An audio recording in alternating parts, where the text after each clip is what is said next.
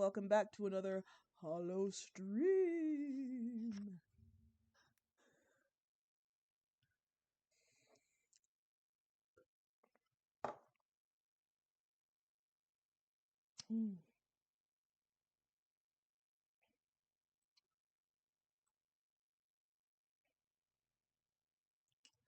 Hope everybody's doing well. What the hell is Lo-Fi Jesus? I'm curious. Why is Jesus an anime twink?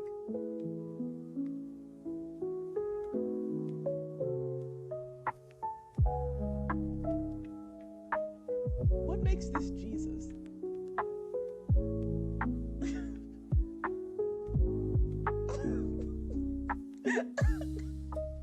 Ow. Oh, there's multiple Lo-Fi Jesuses.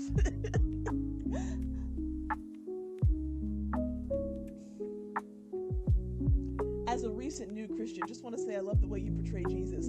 So often is it him on the cross or him as a baby. This brings a very real and gentle side of him that's really, really nice to see. Thanks. I have a very good-looking God. Whoa, alright. Why are we simping for anime Jesus?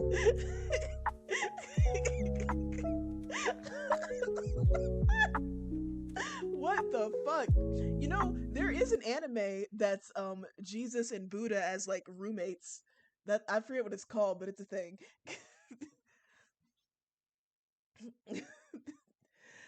Oh, Lord have mercy.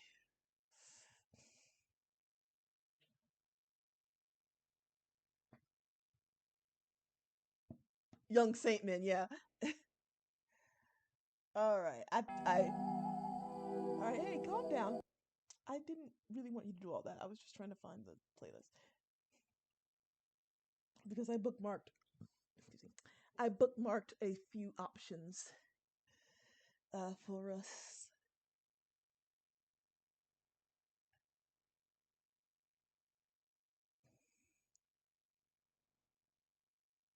Oh, is that Darman special? Is that out yet? Secrets and Shadows? Okay, no, that premieres on the 21st. Is there a new trailer though?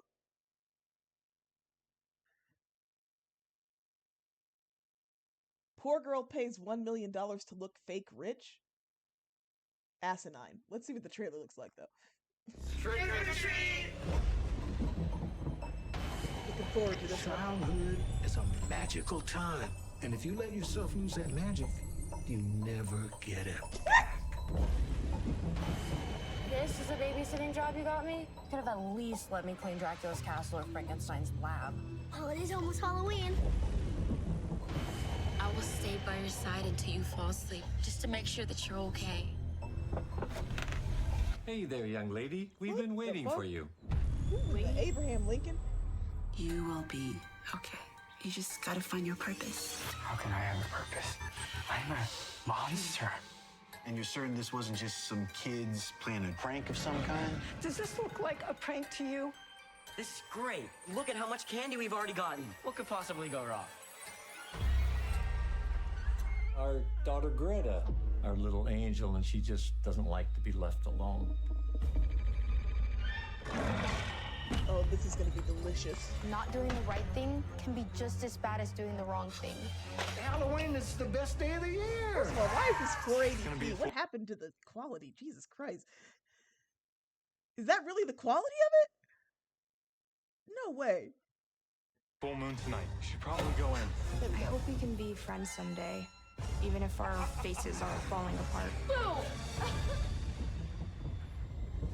Oh, this looks like a right mess. I got you so good, Mommy. She almost gave me a heart attack. Yeah, that looks a right mess. I can't wait. That's gonna be a delicious disaster.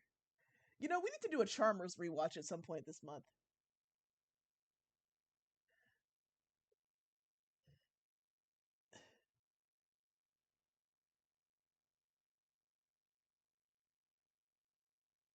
There was one Let's see.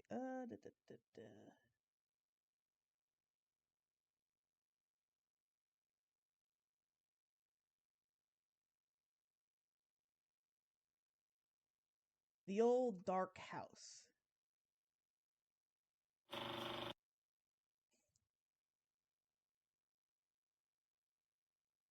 What year is this from?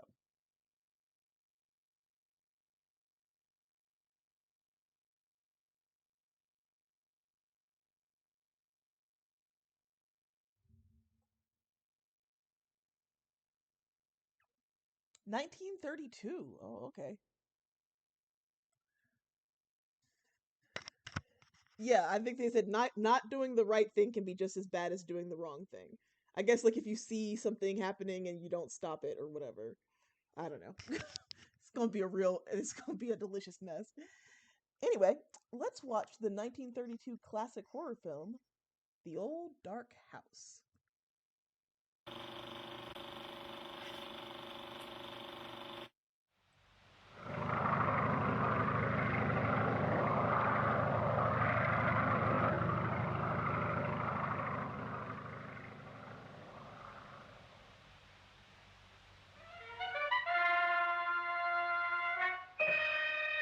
Hey, Brian, you're just in time.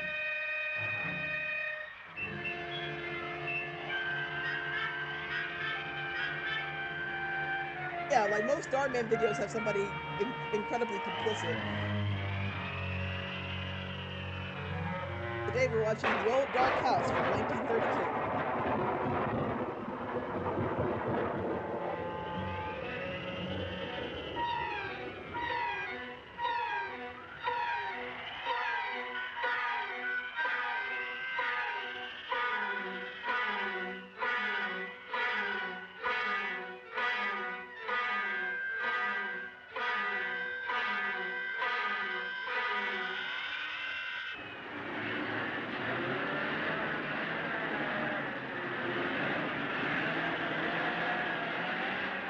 Hell.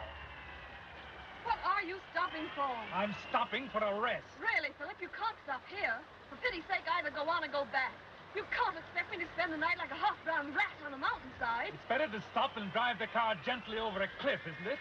Well, it won't help things, losing your temper. I've never been in a better temper in my life.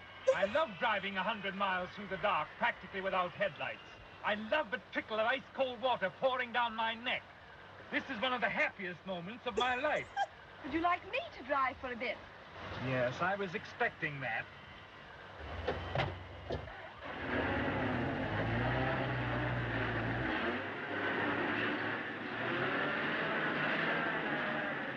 Oh, Look at that rust I bucket. shall be glad when we get to Shrewsbury. If we get to Shrewsbury. Do you happen to have any idea where we are? I haven't the least idea in the world. That's very comforting. You all right, Pendrell? Fine. Where are we? We don't know. We've lost our way. We're somewhere in the Welsh mountains. It's 9:30 and I'm very I know. Okay, This man is kind of serving. I don't say that often in these movies, but but his delivery is cracking me up. Like he's a little sassy. 10 to 1, we don't see Shrewsbury tonight. Oh, well, never mind. Oh, Mr. Waverton, what shall I do? I wanted to go to Shrewsbury, but they took me on to Crewe. As a matter of fact, taking one thing with another, I'm not particularly sure that I want to go to Shrewsbury. As far as that goes, I don't particularly want to go anywhere. Something might happen here, but nothing ever happens in Shrewsbury. Something certainly might happen here. Well, I'll tell you something that might happen. I don't want to frighten Mrs. Waverton. Go on, Mr. Pendrell. I'm not easily frightened. Aren't you? I am. Well, I was just going to say, we'll have to be a bit careful.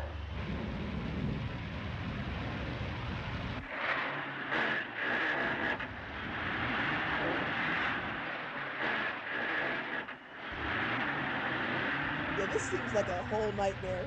Even with a modern car, this would be a bad How can I idea. help stopping? Do you think we're in a motorboat? Stuck for the night. Stuck for the night. Mr. Pendrell, please. Sorry. What the fuck up? Do you think we'll do it? I really don't know. Bon voyage.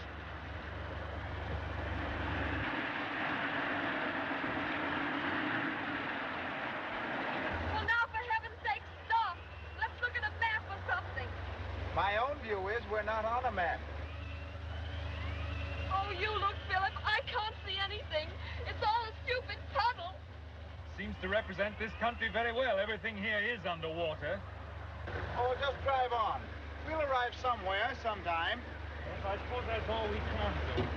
Singing in the bar. This dude sucks. Oh my god, shut up.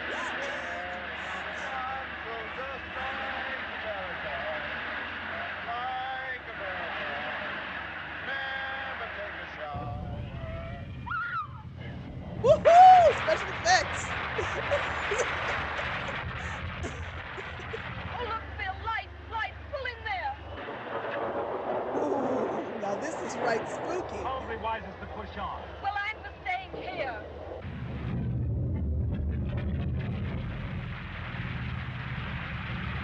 There you are. The whole hilltop has probably fallen off.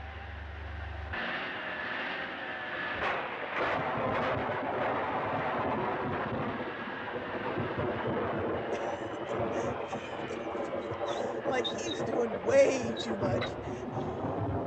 It is an absolute miracle that that fucking car made it through all that.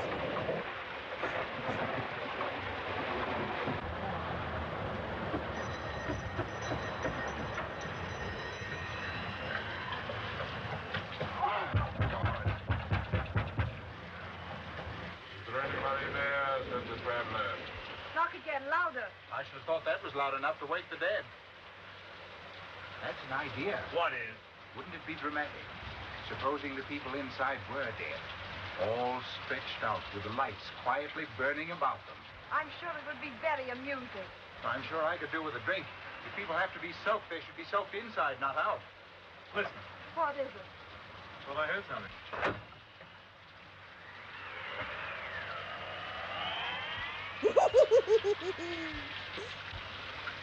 Good evening. We've come to ask for shelter. We've lost our way. We're absolutely cut off. Don't you understand? We can't go forward and we can't go back. The road's blocked on both sides. Landslide.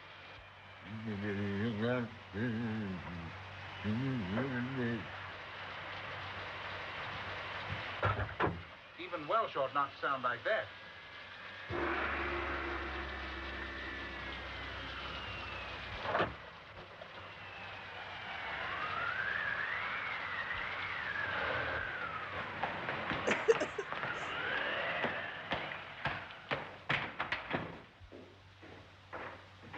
Oh, yes.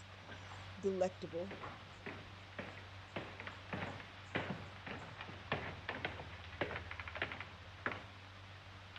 My name is Fem.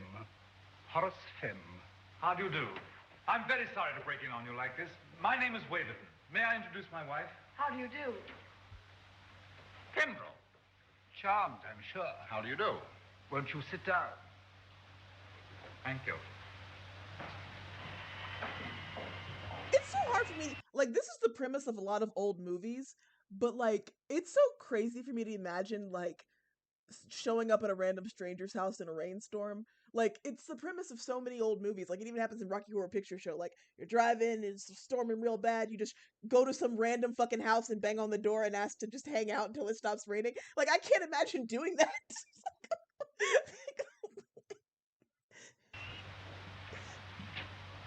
My sister was on the point of arranging these flowers.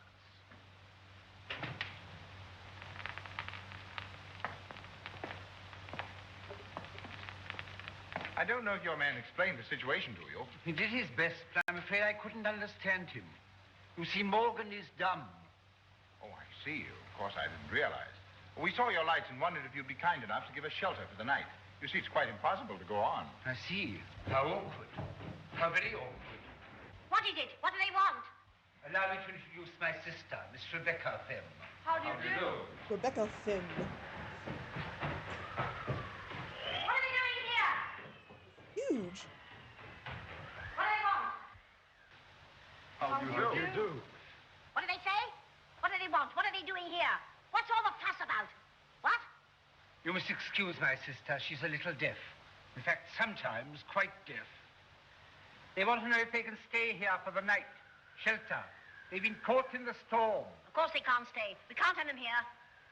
We only just But it's pouring down in torrents. Go on. You see, there's a landslide. Half the mountain seems to be crumbling. It only just missed us. The road's blocked behind us, and I'm pretty sure it's blocked in front as well. We hate to intrude, but what else can we do? You see, there isn't anywhere else we can go. Even the road below is underwater, and for that matter, this place itself may be underwater pretty soon, or even buried. Who is this man? What is his relationship? Okay, the woman and the man that were in the front, they're married. Who the fuck is this Japanese person? Who is this bitch in the back who just never shuts the fuck up?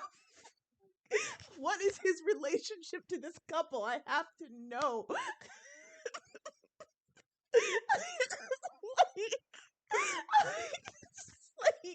Oh my god.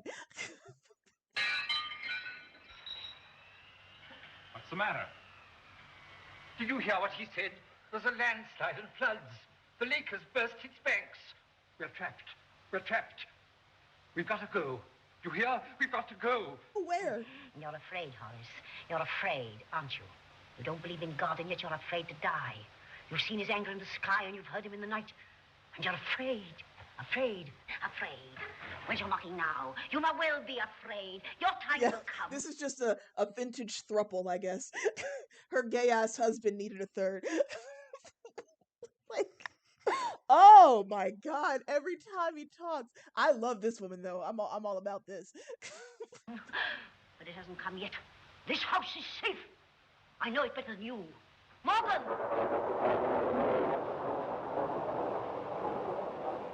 You remember the great storm years ago when we were cut off, and there was a landslide, and floods, and the roads were washed away?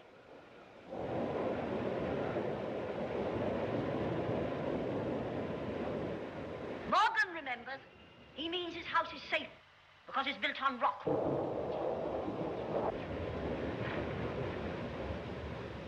You will have to stay here.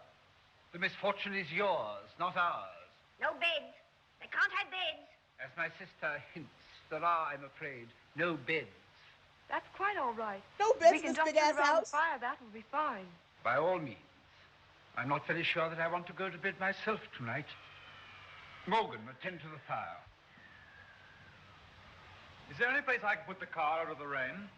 There are some stables round the corner to the right. Morgan will show you. Thanks very much. I'll come along and get the bag. There's no way you don't have 20 No guest beds. rooms. You can't have beds. And have beds! Are there truly no beds, or you just don't want to give me a bed? This house is huge.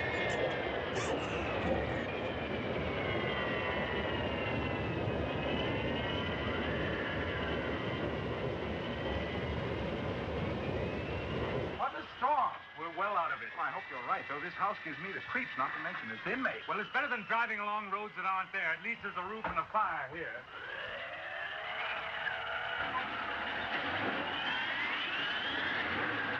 Them sound effects. Premium shit.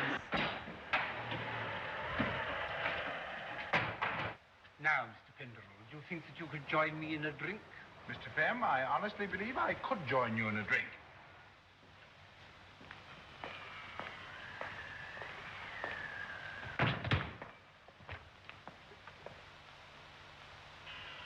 It's only gin, you know.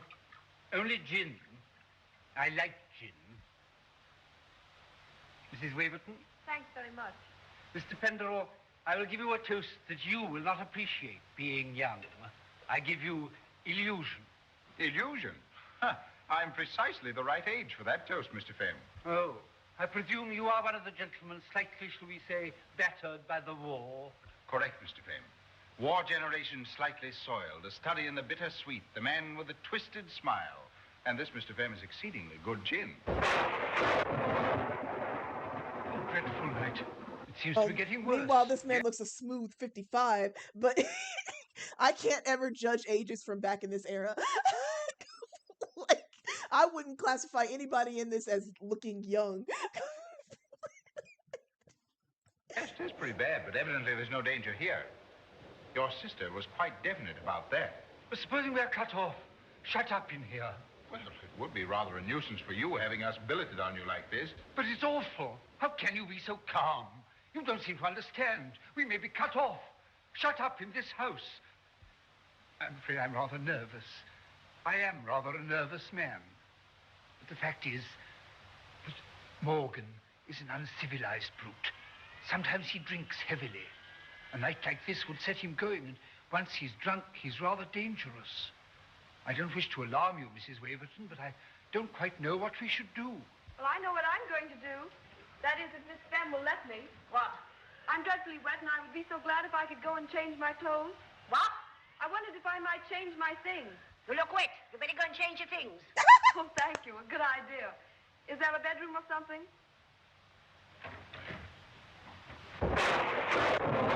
I tell you, is it me or does the dialogue in this movie feel kind of surprisingly modern? Like everybody's so sarcastic and like the comedy beats are like I feel like this is not out of place in like 2024. Like a lot of this humor.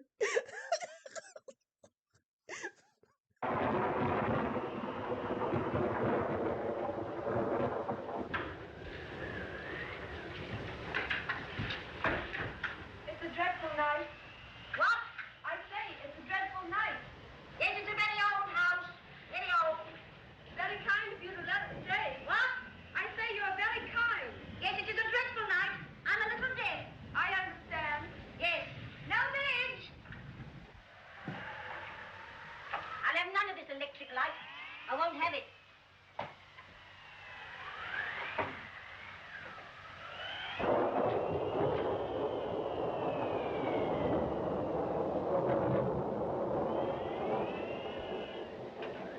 Thanks very much. I can manage quite well now. My sister Rachel had this room once. She died when she was 21. Okay. She was a wicked one. Handsome and wild as a hawk. All the young men used to follow her about with her red lips and her big eyes and her white neck. But that didn't save her. She fell off her horse, hunting. Hurt her spine. On this bed she lay, month after month. Many a time I've sat here listening to her screaming.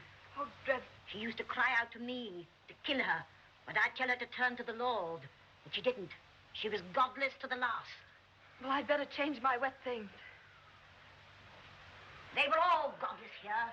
They used to bring their women here, brazen, lolling creatures in silks and satins. They filled the house with laughter and sin, laughter and sin. And if I ever went down among them, my own father and brothers, they would tell me to go away and pray. They wouldn't tell Rachel to go away and pray. And I prayed and left them with their lustful red and white women. My father's still alive. He's upstairs. He's very old. Oh, is he? He's a... I love this woman so much. The girl is like just trying to get dressed, and here's Granny over here. My sister died. She died right over there. She was fucking a lot of dudes. She fucked a lot of dudes. Prayed for her. But Dad is alive. He's upstairs. She is fucking hysterical. She's the main character. I don't even care. 102. That's very old, isn't it? He's a wicked, blasphemous old man.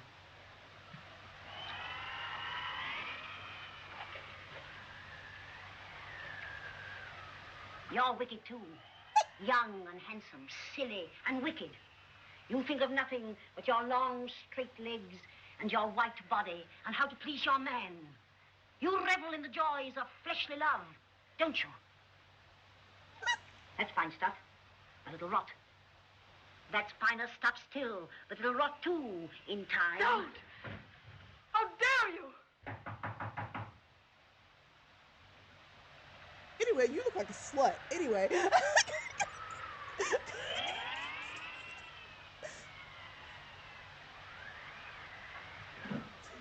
And then she just walks out like, oh well.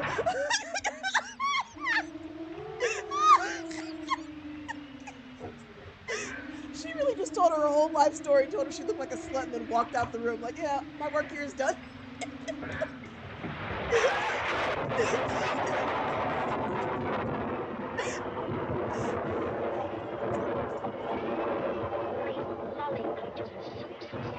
Laughter and sin, laughter and sin, lustful red and white women.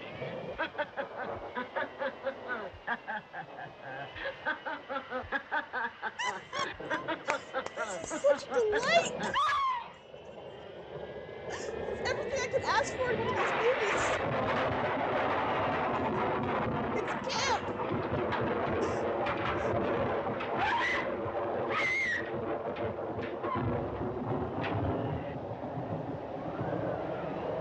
Me when I realize I'm being dramatic.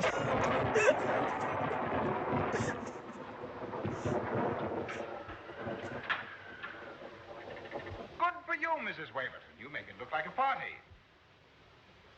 Thank you. You must have thought I was a long time. Matter of fact, I thought you were quicker than usual. Oh, I just thought I'd been rather long. Supper! All that skankery, all that canoodling on my watch. Philip.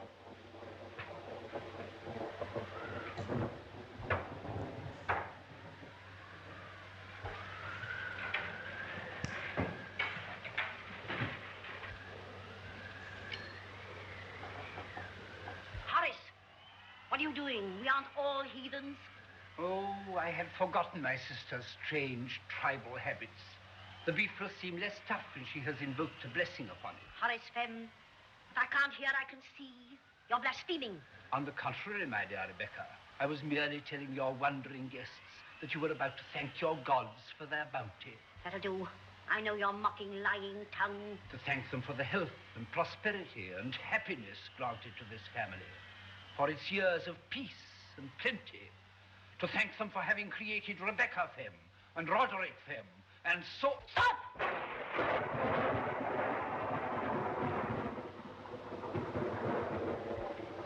Bless, O Lord, this is the house. May they reprove a wholesome healing remedy for mankind. Amen. Oh my God, this Have is a potato. hilarious. Thank you. Oh, some gay evidence? We'd love to see it. Can't wait to do a Wikipedia deep dive after the movie. This movie feels like gays were involved. Like, it just feels like there were a lot of friends of Carmen on the set. There's no way everybody in this room is heterosexual. This is far too camp to be a straight project. It's a storm and a half. Yes, isn't it? Have a potato. Thank you. I should love a potato.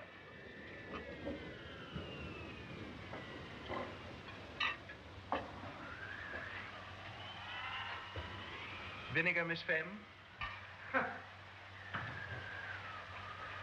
Oh, blaspheming! This is iconic! Every line!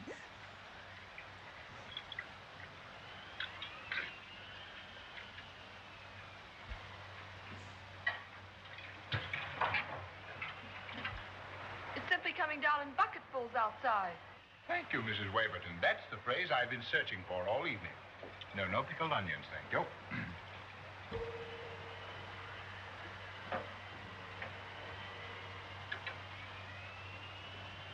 Like, oh, to be an eccentric old lady, the matron of a giant haunted house. Like, we should all aspire to such things.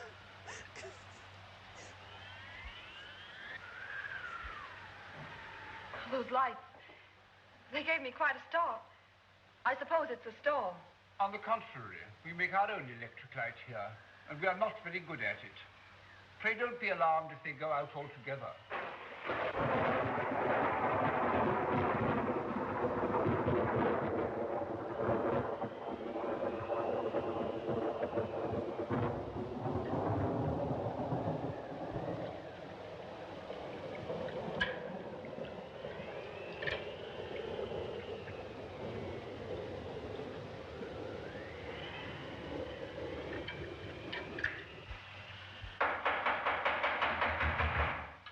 There's someone outside. They can't come in. But surely they must come in. It's probably dangerous out there now. They're probably half drowned. You know, really, we oughtn't to keep them waiting. No, I'm afraid we shall have to let them in.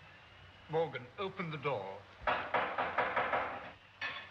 Come on in, Morgan. Let them in. It's It's a party. Let's see what kind of queers walk through the door now. What a night! I thought you were never going to open that door. Bye. There must have been a reservoir bust or something. Anyhow, before we knew where we were, something had fallen down and smashed the car in. It's a wonder it didn't smash us. Incidentally, this house will probably be washed away any minute. Hi. Oh, look at that. Why?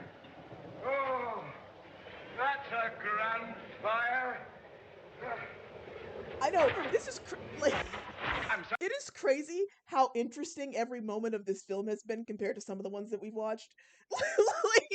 like, remember how fucking dull as dirt some of the that fucking Spider movie? I'm still pissed at that. I'm still pissed at that goddamn Spider movie. What a disappointment that was. And this is this is leaps and bounds. Every character is so interesting.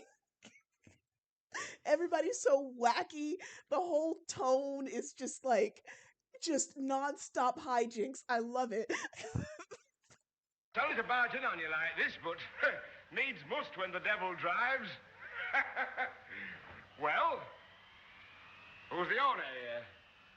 My sister is The Brady the Wouldn't Die owner. was good. Miss Fem. How do you do, Miss Fem? I My think that name is Wouldn't Die was also quite Porterhouse. good, but it Sir was not William as fast paced. Porterhouse.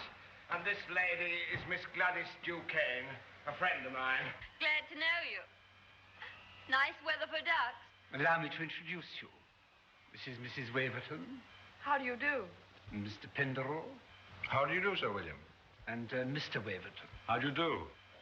Sir William Porterhouse. How do you do? I've never seen such a night in all my born natural. I tell you, it's coming down in buckets. Yeah, I'm getting girl kisser vibes from this brunette right here. I shouldn't be surprised if we caught our death. Yeah, you better not put those wet shoes on again, or as Sir William points out, you'll probably catch your death. Here you are. These may not be exactly your size. At least they're dry. Thanks, they'll do fine. Whee!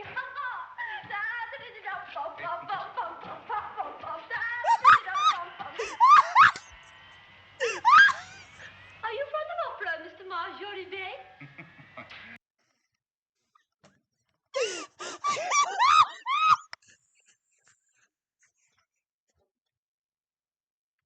Oh, she's such a scene stealer every time.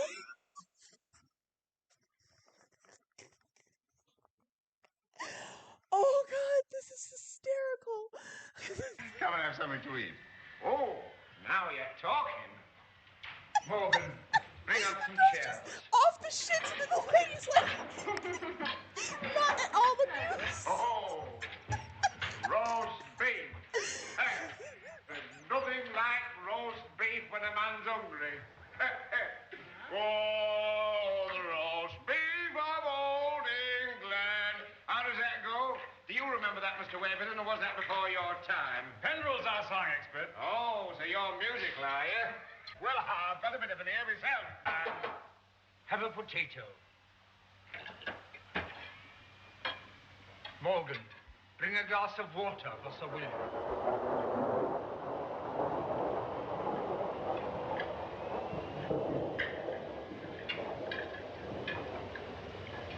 Oh, thanks very much.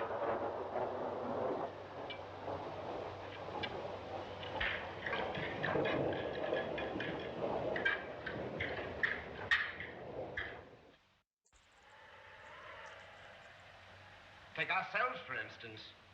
Here we are, 6 people sitting around, and we've been talking now for nearly 2 hours. What do we know about each other? Not a thing. How reassuring. The director was gay. We got a queer. The director was a certified gay. I have to say that tracks. That tracks quite a bit.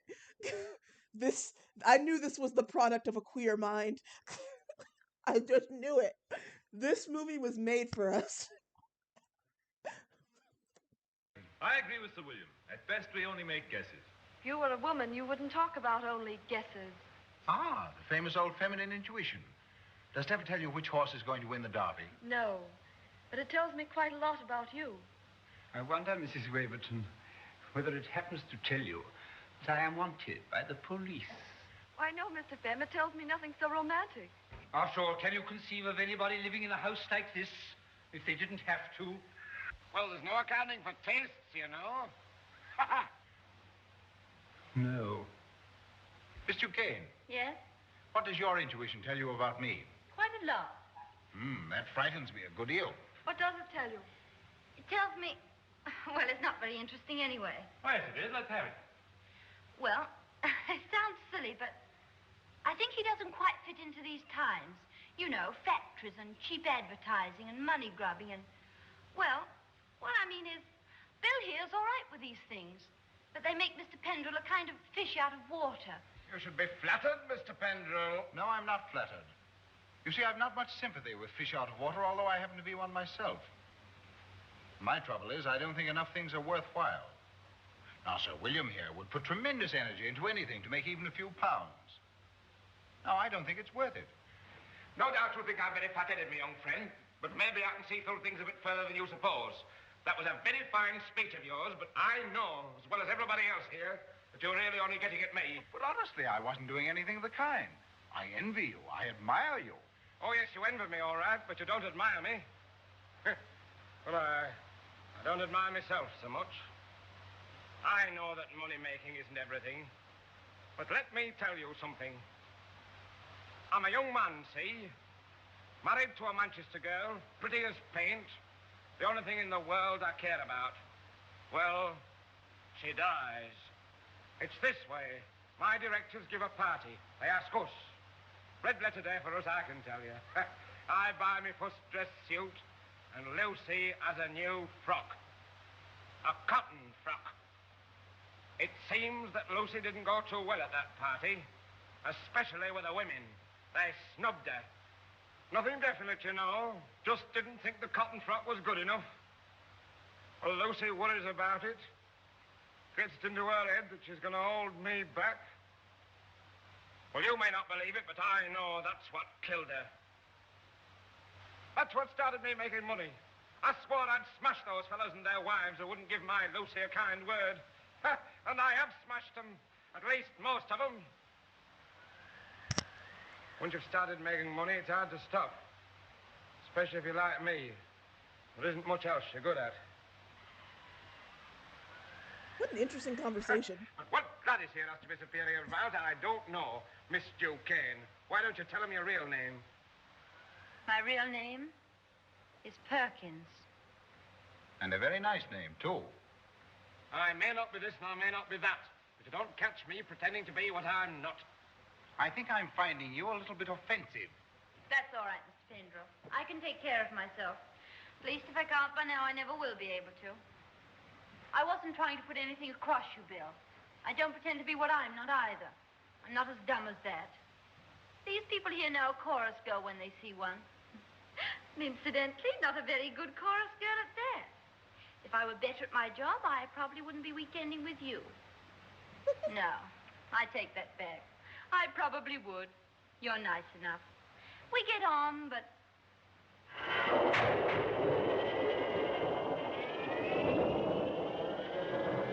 Morgan's at the bottle again.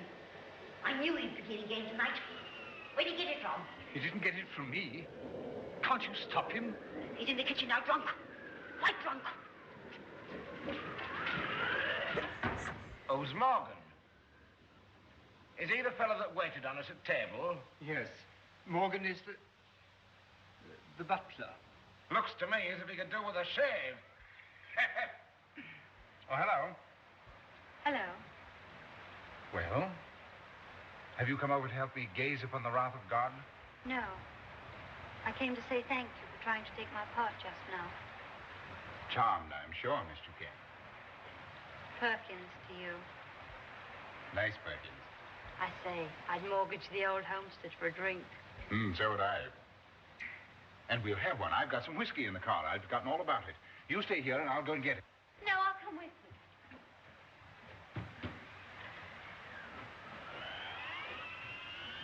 mean, at the very least, lock up your alcohol if it's this big of a deal when he gets a hold of the alcohol. You better stay here under cover. The car's in the stables and you get soaked. All right, don't be long.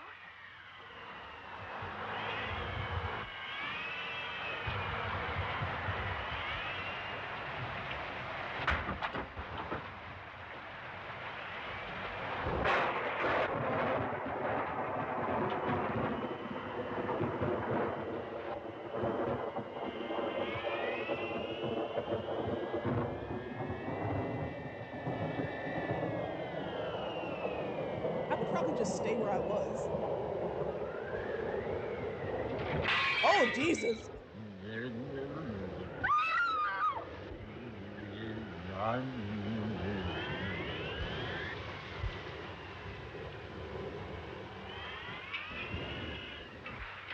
Mr. Penrose, Hello, what are you doing here? I was just coming. I thought I'd come fetch you. Hey, what's the matter? What's happened? Nothing. Nothing really. Got a bit scared, that's all. Somebody slammed the door in my face. Probably the wind. No, it wasn't. I know wind when I see it. It doesn't sound much, but, well, you know, it gave me a bit of a turn. Yes, I bet it did. Here, what you want's a drink of this. Thanks. I feel a bit more human now. This certainly is a benighted household. You're right, it is. Look at those. Come on, take them off.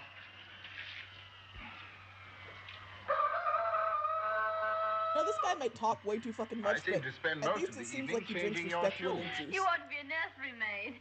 Yes, except that the best nursery maids don't drink whiskey out of the bottle. Oh.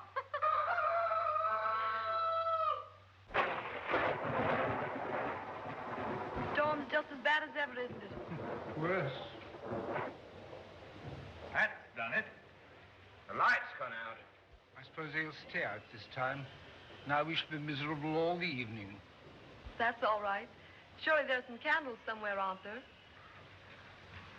Can I do anything about the lights, Miss Pham? No. Nobody understands our lights except Morgan.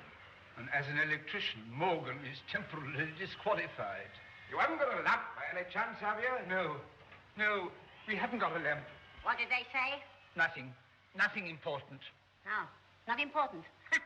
This haven't I heard that time. They want a lamp. Give them the large one. There's oil in it. We used it the last time the lights went wrong. Go on, Horace. You know the one. I don't remember where it is. Suppose you get it, Rebecca. It's too big for me. If you don't know what it is, I'll tell you. You know as well as I do. It's on the top landing on the little table. Do you know where the top landing is, Horace? At least you might believe there is a top landing, although you do believe in so little. It's up there, Horace. Up there. Next the roof.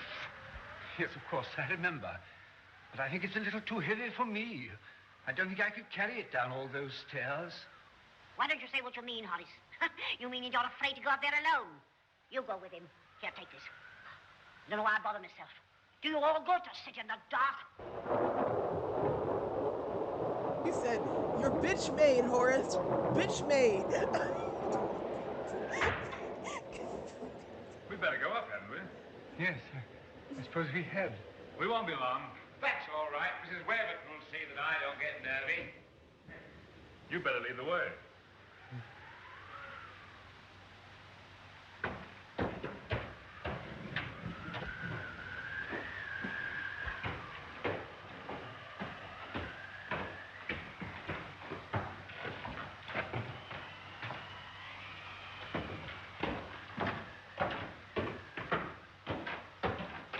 I will say also, and I mean, we're only halfway through, so, you know, I might eat these words, but so far, like, I feel like this is the most chill and respectful relationships that I've seen between men and women.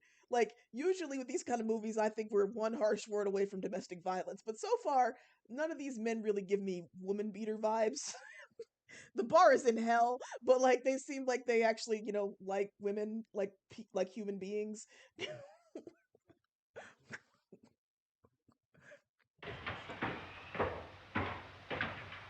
Yeah, no one's casually said that everybody wants to murder their wife yet. This is my room. Oh? There are one or two things that I should very much like for you to see. I should like to very much, but you must show me some other time. We've got to get that lamp. Yes.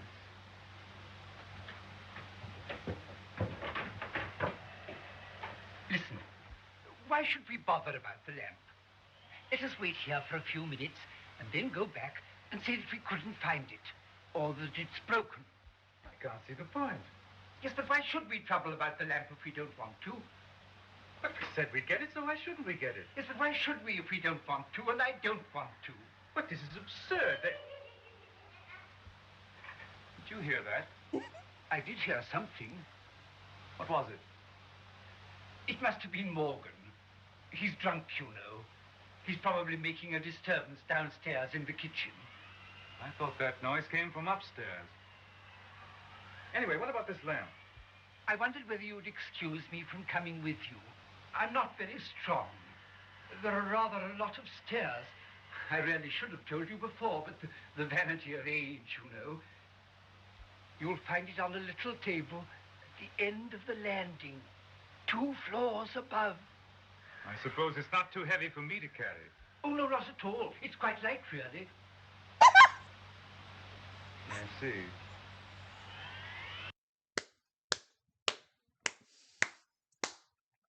How did this not become an enduring Halloween classic? How did I never hear about this movie? This movie is fucking hysterical. Scary Movie Who? This is the funniest shit I've ever seen. like, holy. It almost became lost media, and that would have been a tragedy, because this shit is hilarious. Hello, miniature love. Welcome. Thank you. Thank you very much.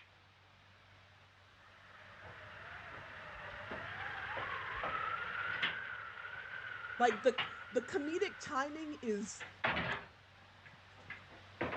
premium.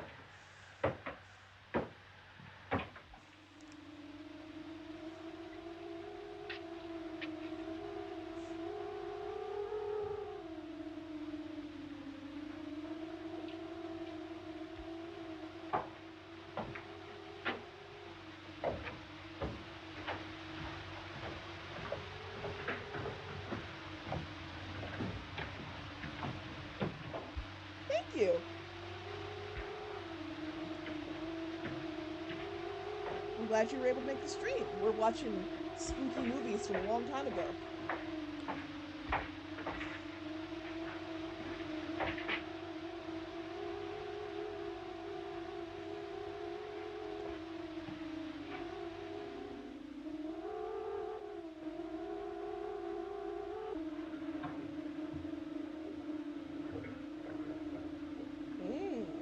Somebody's up here. There's a plate of food.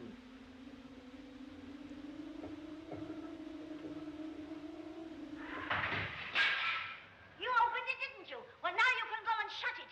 Go on, shut it. I can't. Go and shut what? The rain's pouring and the flood's rising. The room will be drenched if you don't come quickly. She means the window in her room.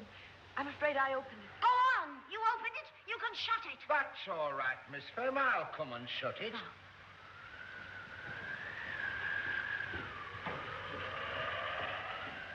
Comrade, I will steal your kneecaps.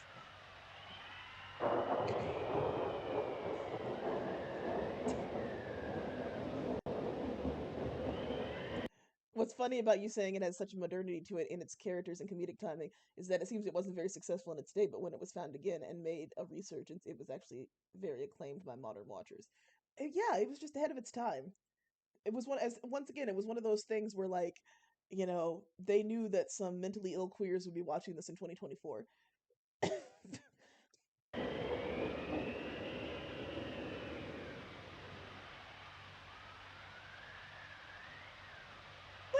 She's just doing fucking shadow puppets. No reason. She's just doing it.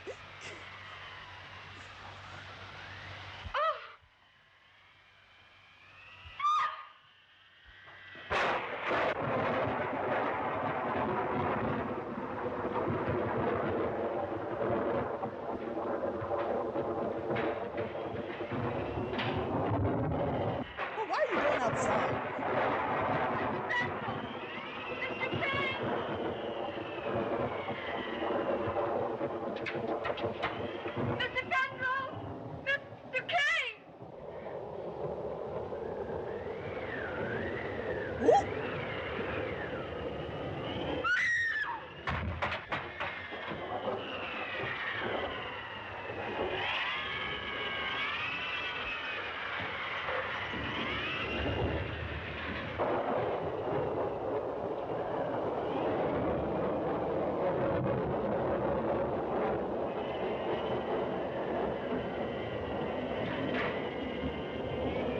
he's not moving that fast. Run.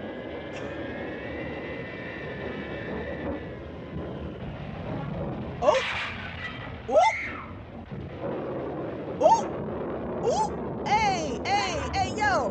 Hey, my man! Hey, my man! Hands to yourself, bitch! It's Morgan. He's there at the bottom of the stairs. Take the couch. Get back there. Yes, we stand a protective husband. Get back. Go on. Get back.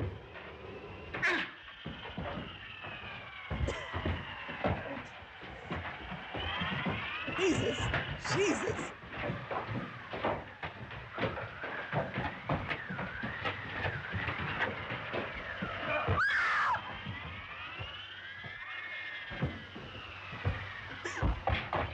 Fucking vintage fight sequence.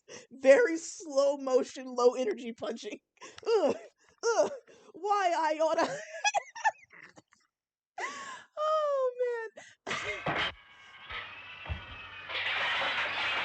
Damn. Damn.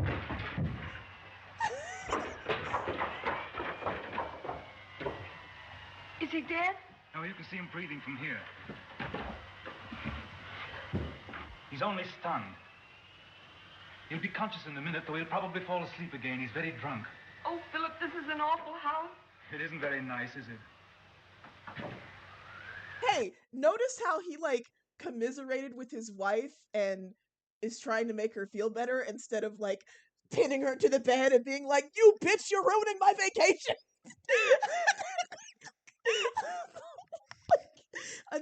This is why the movie wasn't popular back in its day. They were like, "What? He's treating his wife like a person. Ew, gross. What is this woke nonsense?" Listen, Margaret. Something happened upstairs just now.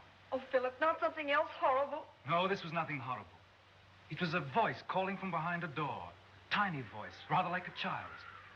I think I ought to go and see what it is. You'll have to come with me. I'm not going to leave you alone again. He'll be all right. Take my hand, darling. Oh, sweet! This is so foreign to me. Husband being nice to his wife? I don't think we've ever seen that. Sit down here a minute, darling.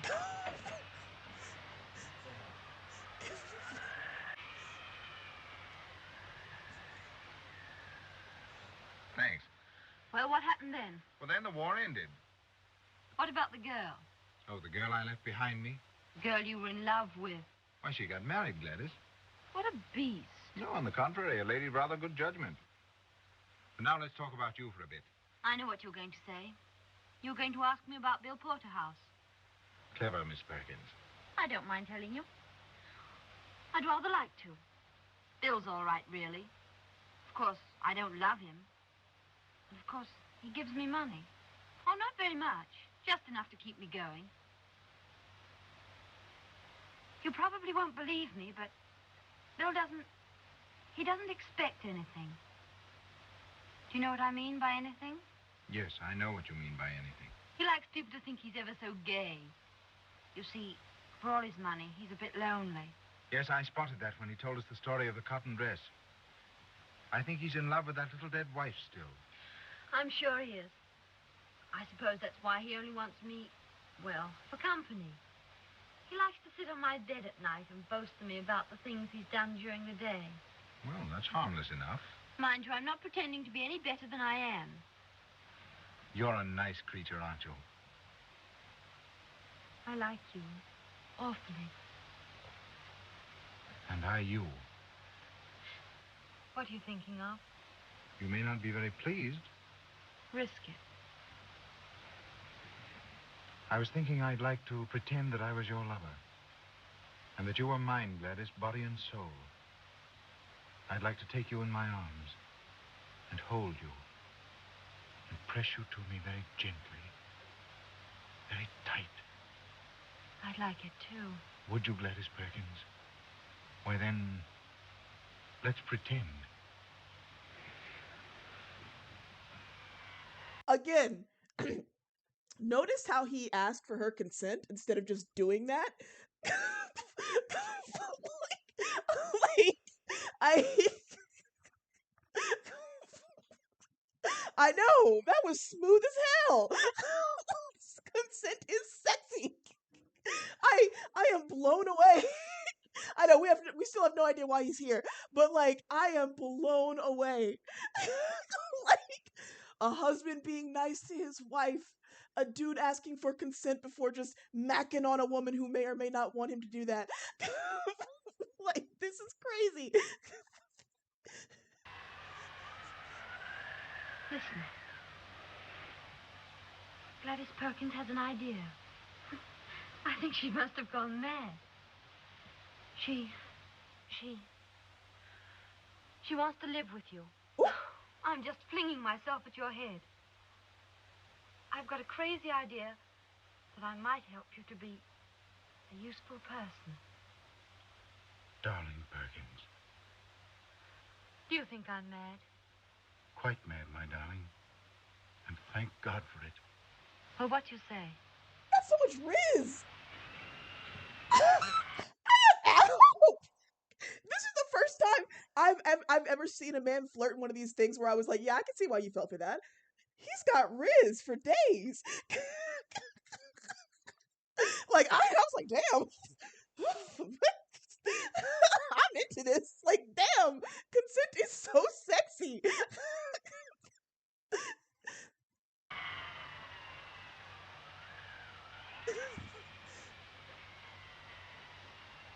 That's what I say, Perkins, darling. But I've got a better idea than yours. An improvement on it. What is it? Well, it's just this. No, I won't tell you here. There's magic here. I'll tell you later on in the house, perhaps even in the cold light of morning. Tell me now. Come on, let's go back to the house. No, let's stay here. You're cold. No. It's just the idea of going back to that house that made me shiver. I've got a funny feeling. Something dreadful might happen to us if we go back to that house. Perkins, you've my strong right arm, haven't you? All right. Come on. No, you can't put on those wet shoes. I'm going to try to carry you. I'm a devil of a weight. Well, if you're too heavy for me, I shall drop you in the mud and go on alone. It's meant to be blush. I don't know. This is crazy.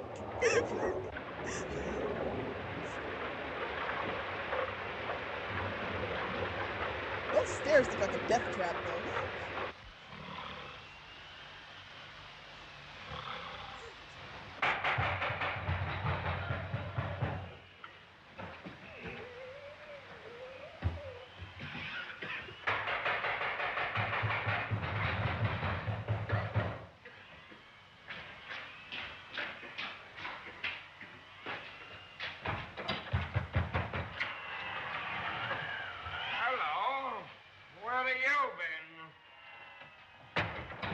I went out to the car to get a drink. And I went with him.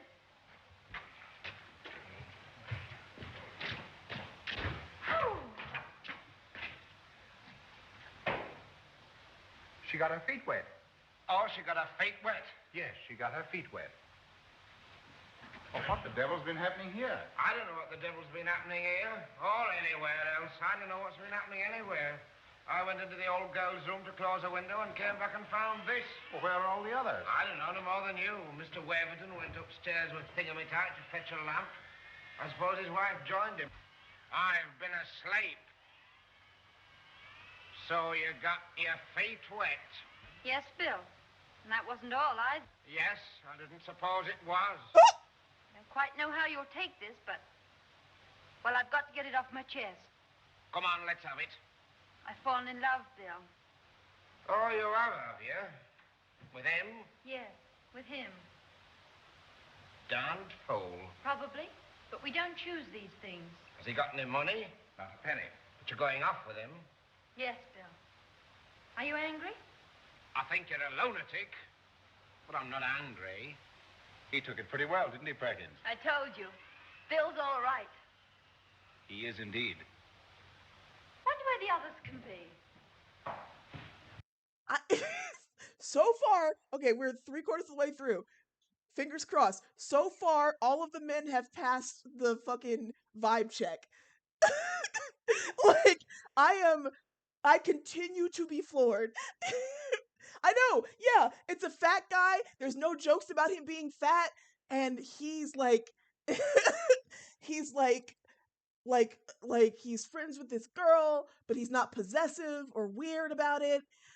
Yeah, Morgan, I'm not sure what's happening with that. So yeah, all the men plus, but Morgan's got an issue or a few, but most of these other people have passed the vibe check, and that is shocking for a movie that came out in 32.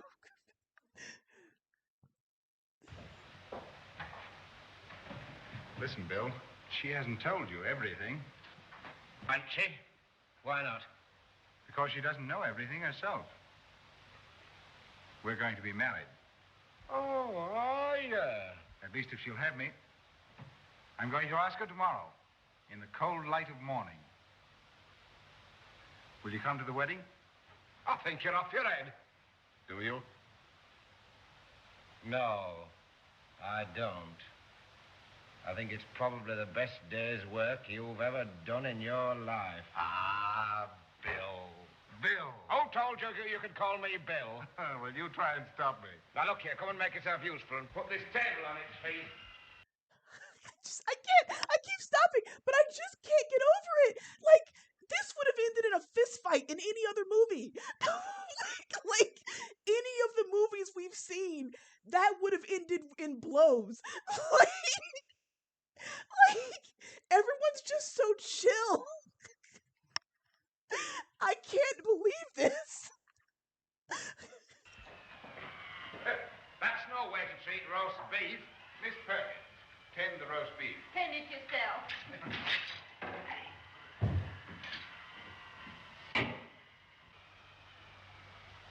Sure you feel better? Yes, I'm all right. Well, let's go on. Comforted her for like as long as she needed, instead of calling her a stupid hysterical bitch. The bar is in hell. This is the door.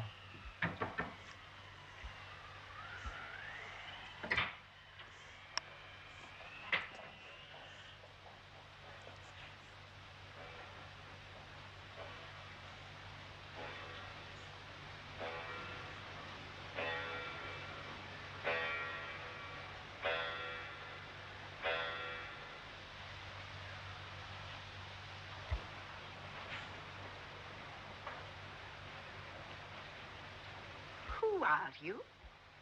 I'm Mrs. Waverton. This is my husband. Are you Sir Roderick then? We came in because we thought we heard you calling. Can we get you anything?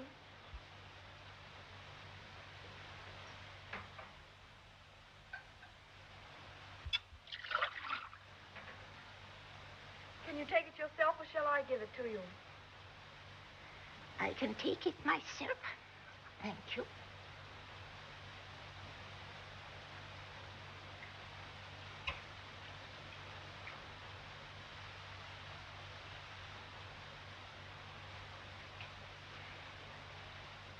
What was that noise? Was it Morgan? Yes.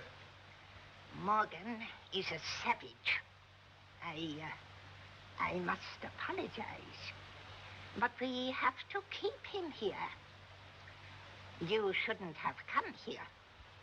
I'm very sorry, but really we couldn't help it. Oh, I don't mean that. I was never inhospitable. Never. This house was always filled with guests once upon a time. When you came, what did they tell you? Why, they told us you were an invalid. Was that all? Yes. You've seen my son Horace and his sister Rebecca. Yes? And Morgan. I would like to tell you all about it, but there may not be time. You see, when you're as old as I am, at any minute you may just die. Oh, please don't talk if it tires you. This is an unlucky house. 2 of my children died when they were 20. And then other things happened.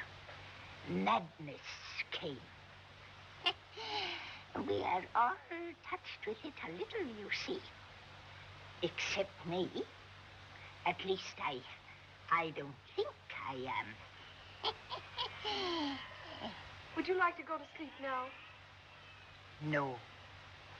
Not just yet. You see, it may be... It may be what? dangerous. You mean Morgan? No, not Morgan. I mean from my eldest son, Saul. Saul? They didn't tell you about Saul. No, they didn't. Saul is the worst, you know. We have to watch him. Because, you see, he just wants to destroy, to kill. Poor Saul. Where is he? I know where he is. He's upstairs behind that bolted door, isn't he? Yes, locked in. Saul is why we have to keep Morgan. But if he did get out? Saul quite certainly would set fire to the house. He tried to once before. He wanted, he said, to make this house a burnt offering. But isn't he safely locked in? Yes. But you see, if Morgan is bad, I think he might open the door.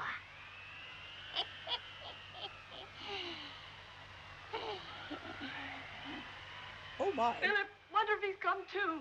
Wait here. I'll go down and look at him.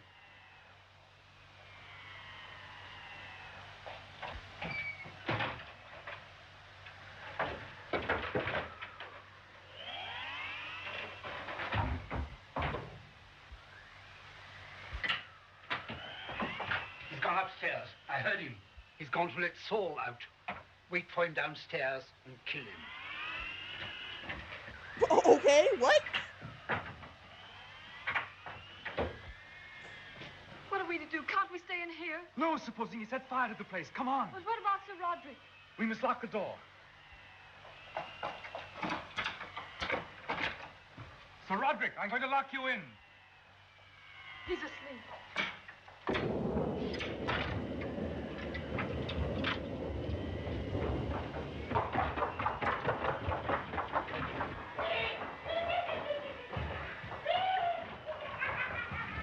What is it? Listen, there's a madman upstairs. Morgan's let him out and he's dangerous. We've got to do something. Good gosh, where are they? Upstairs, but they may come down any minute. That's all right, my dear. I knew. I felt something dreadful was going to happen. Hadn't we better get out of the way? No, we can't do that. He might set fire to the place. He's tried it once before. Well, let him. Let the rotten old place burn. I wish it would. That's all right, but what about the payments? What is it? Your brother's out of his room. What? Saul? Look.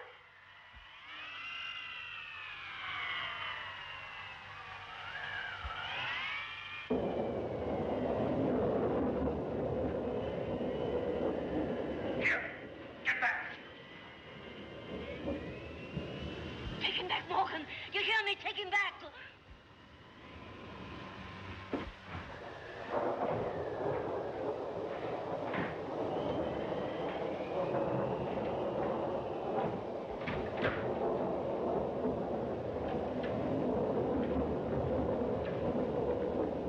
I think Morgan's just the butler.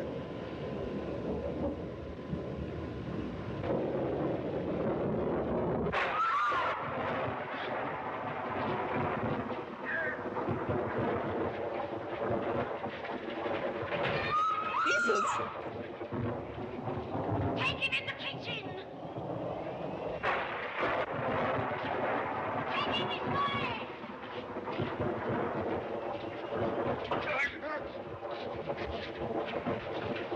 Oh, the old man, he sounded like an old woman, but I think it's supposed to be an old man, said that they keep Morgan around because I guess he helps fight Saul off when he's out, but it seems like he's not really doing that. So I don't really know. Uh, wild that it takes 3 fucking men to get this guy under control.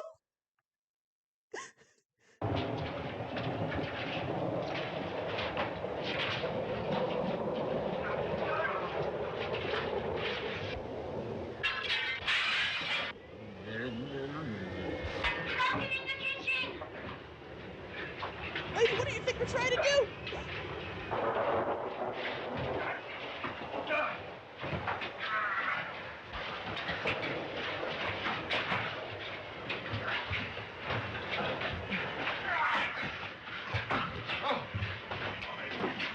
Oh my god!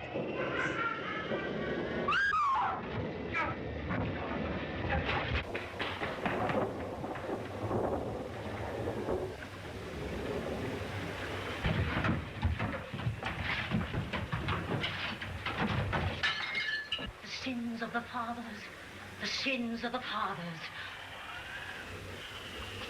Come on, you! Come into my room! No! I'm going to stay here! Then stay there! Why would you stay there? I would have gone with her.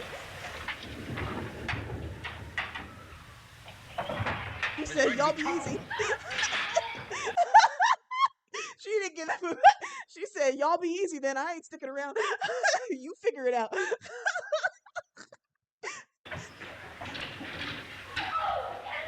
Come on, come in here. No! I don't want to be shut up. I'd rather stay. Gladys, for heaven's sake, come in here, Margaret. Oh, no. All right. Wait a minute. Here, like this.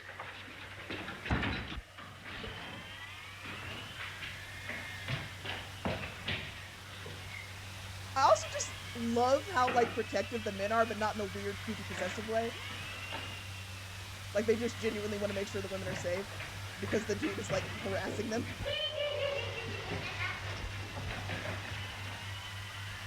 Oh, I love him so. I just love him.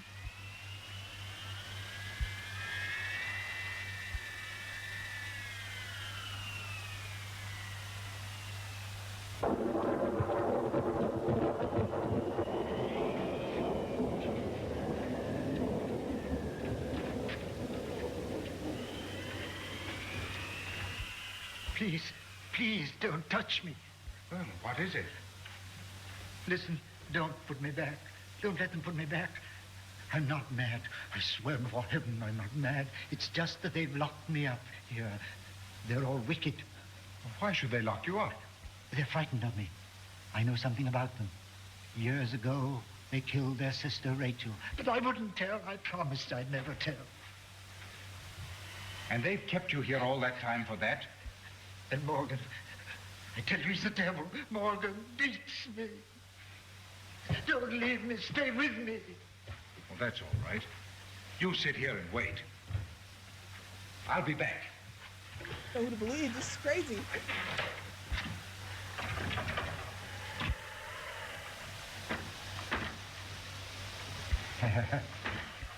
Uh-oh. The door's locked. Miss Finn must have locked it. It's locked, is it? Yes, it is. I'm glad. Then you can't leave me. Uh-oh. Listen, we've got to help the others with Morgan. Isn't there some way of getting through? No, no way. But there must be a back entrance into the house. Stop. Yeah, that was fully a female character actress playing a male character for the elderly femme. She was credited as John Dungeon in the movie, but her real name is Elspeth Dungeon. What? Okay, drag king realness. This movie fucks. God, that's amazing. I want to tell you a story.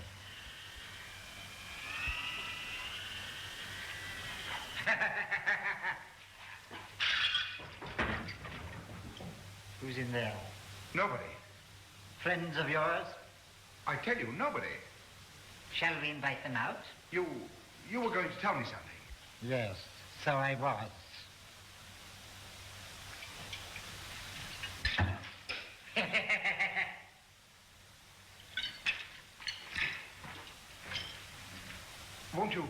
Won't you tell me that story? Yes. Shall we sit down? Yes. Let's. This is the first time I actually care if somebody dies. I don't want any of these people to die. I love them. Well, I mean, not that guy, but all of the main characters. Who's in that cupboard? Nobody. Tell me what you were going to say to me.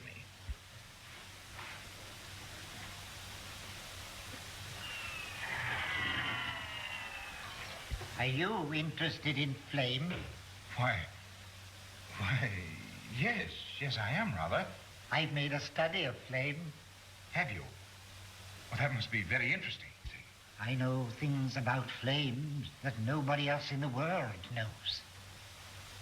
Well, won't you tell me? I'd like very much to know. Why should I tell you? You wouldn't tell me who is in that cupboard? But I did tell you. Besides, you know it. It isn't fair to make me curious and then just not say anything. You'd like me to tell you all about fire, would you? Yes, I wish you would. Well, then, first of all, I've learned that flames are really knives. They're cold, my friend. Sharp and cold as snow. They burn like ice.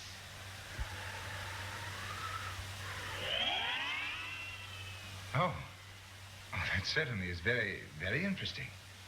So they're really like knives, are they? Well, do go on. Tell me what else you found out.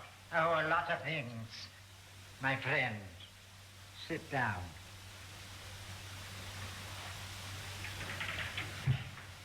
So you thought you could cheat me, did you? You thought you could leave me sitting here and I wouldn't notice. But you see, I am a clever man also. That is why we understand one another.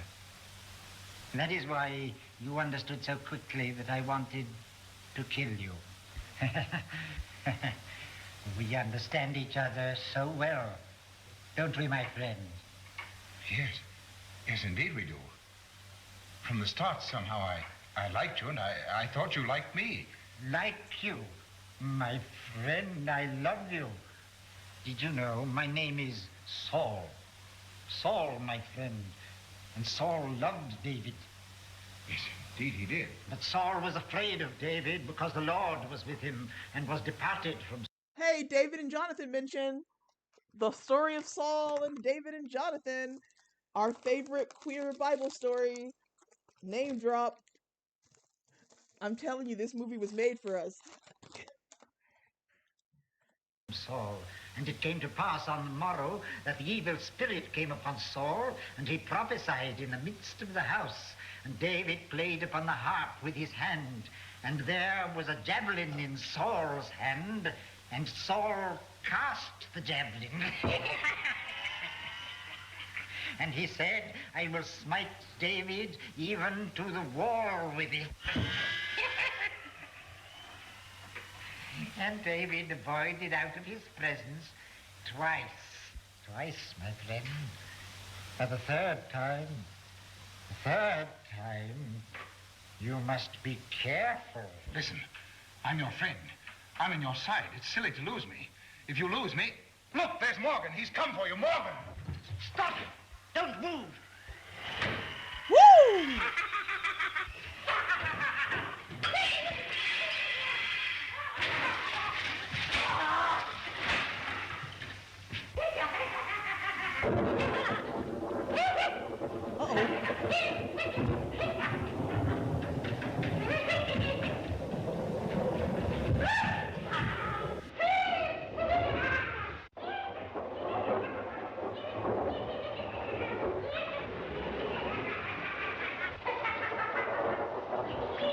Let's go, Chatterbox Man!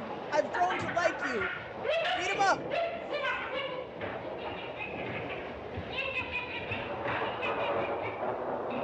3 cheers for Sir Yapsilon! Susan, You know how Gentlemen Stars...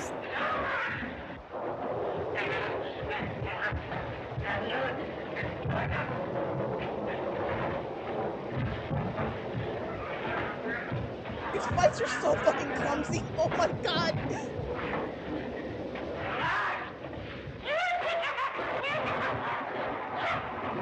Oh my god.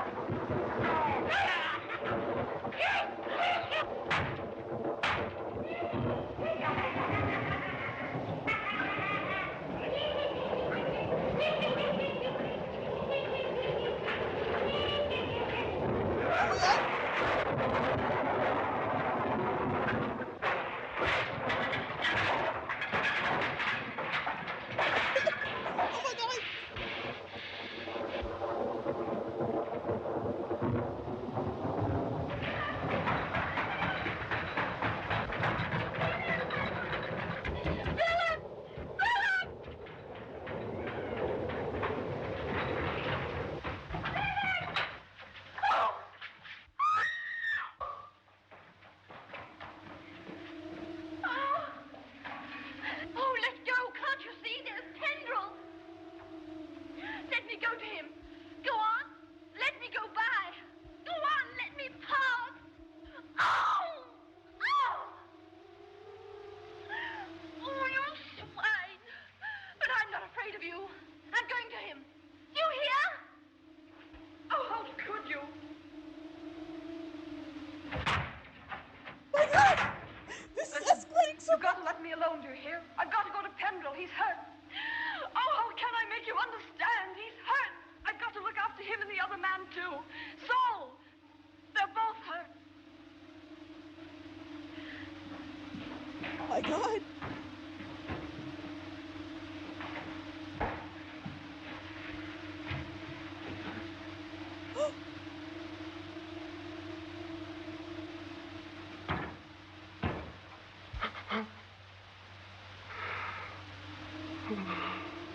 What?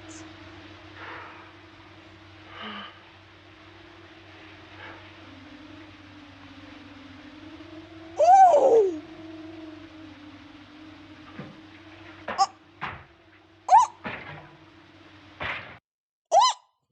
I am gagged and gooped.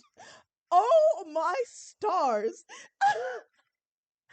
I am gagged and gooped. I can't wait for the Wikipedia deep dive on this. Holy shit.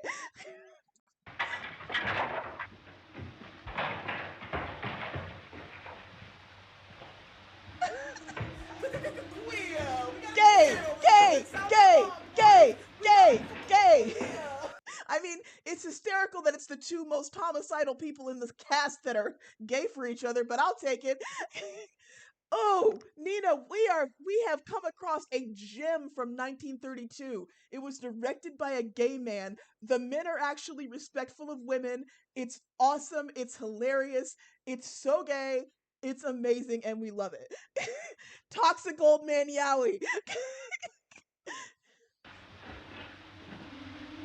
Now go help Mr. Talks Too Much. Margaret? Yes, I'm all right, darling. Gladys. It's all right. Come on now. You feeling better? Yes, I'm not so bad. What happened to you? That Ruth Morgan, he hit her. Come on. I'm all right now. Where's Pendrell? I've got to look after him. You better not go over there. No! Come with me. No! No! No, not Mr. Yapsalot! No!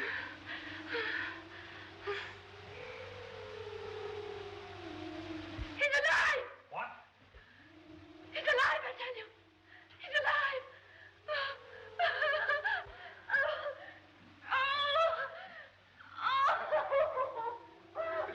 Is he alive?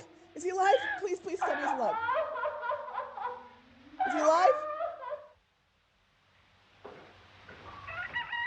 Oh, he's alive! Oh, thank God! Woohoo! Sir Yapsalot lives! Hallelujah!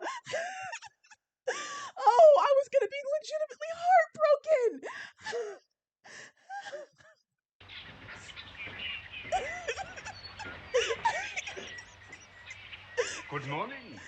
Good morning.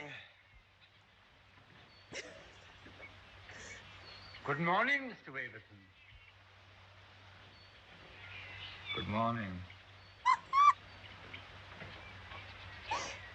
The floods have subsided considerably.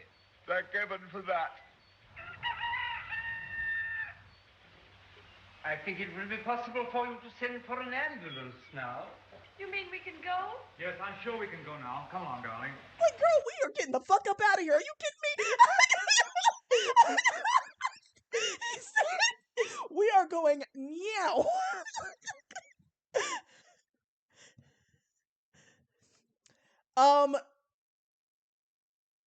You're going to stay here with Daddies, aren't you? I am. Don't be long. We won't. We'll be as quick as we can.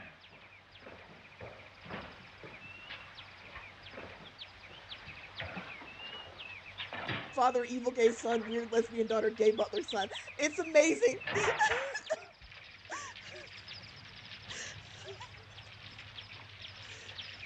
Goodbye. Goodbye. Goodbye. So happy to have met you.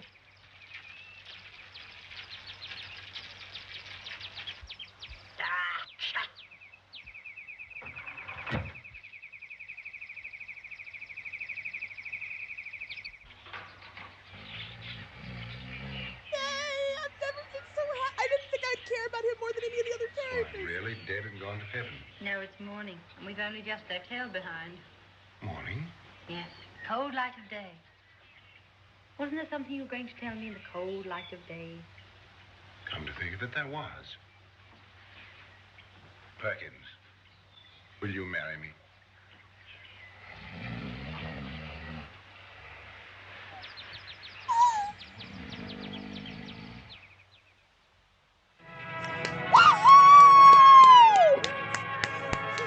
A masterpiece! A fucking masterpiece! This was so good! Holy shit! A happy ending! Ah!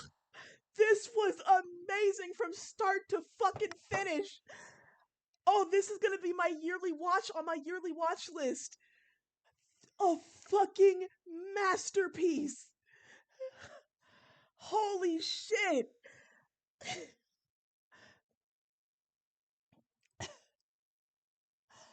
I mean, they had us rooting for straights. Oh my god! Well, I mean, you can watch the movie for free on YouTube.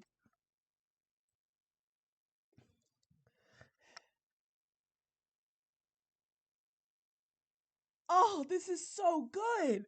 Holy shit! This was so fucking good. I kept waiting. Yeah, maybe.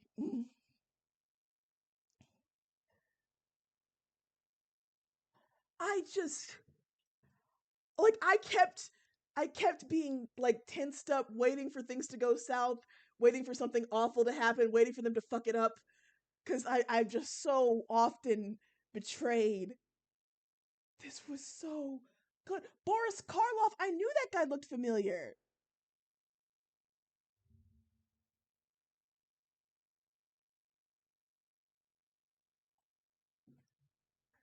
Ah, that was delightful. I am simply gobsmacked. And it does say pre-code.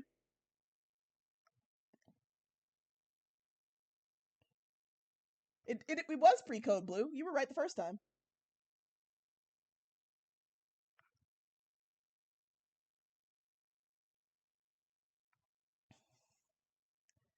Comedy horror directed by James Whale.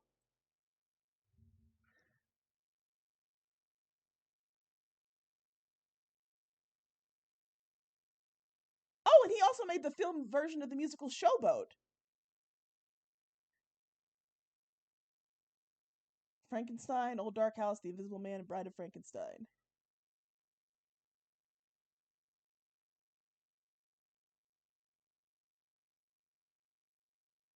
The original Frankenstein.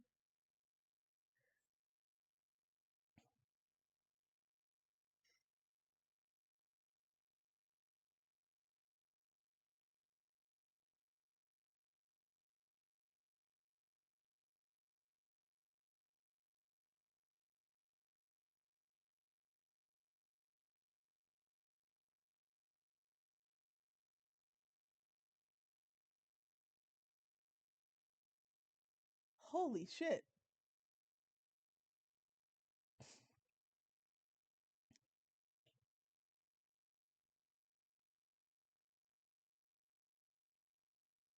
Whale returned to California in November of 1952 and advised David Lewis that he planned to bring Fogel over the following year. Appalled, Lewis moved out of their home. With this ended their 23-year romantic relationship.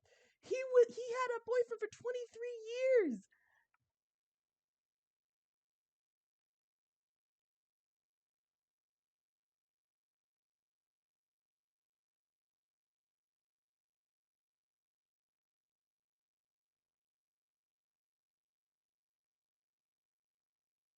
Oh, that's sad.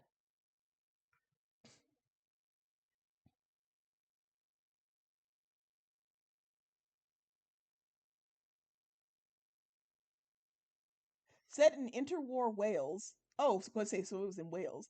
The film follows 5 travelers who seek shelter from a violent storm in the decaying country home of the eccentric Femme family.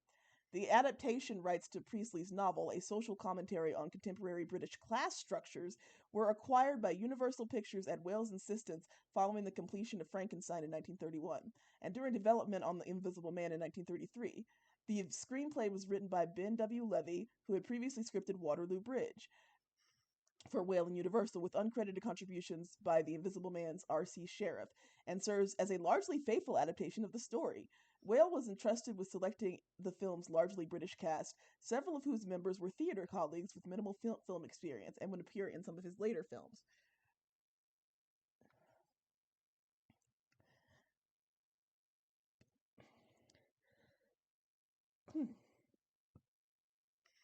The Old Dark House failed to match the contemporary critical and commercial success of Whale's other films and was withdrawn from circulation after Universal lost the rights to Priestley's novel, which was adapted for film again in 1963 by William Castle for Columbia Pictures and Hammer Film Productions.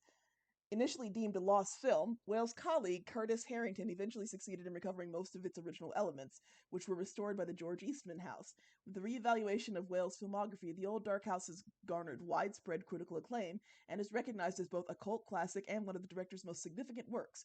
It was placed at number 1 on a Time Out poll of best horror films. Yeah, I got concerns about that 1963 adaptation. I wonder how that goes. I'm gonna have to watch it just to compare and contrast. Looks like they dramatically changed the story just based on a cursory glance of the plot. Yeah, Roger Pendrell was just some dude. He was just some friend of theirs. Honestly, that whole group was a polycule. like that was a polycule. I don't that whole fucking group of gays.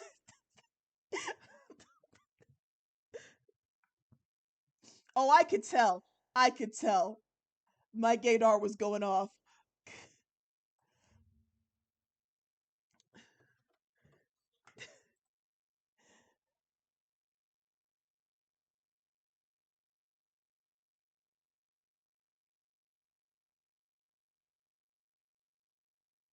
He developed his acting skills in Shakespearean repertory.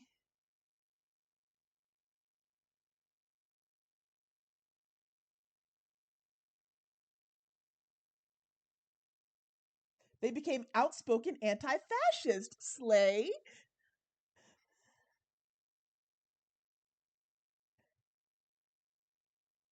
His wife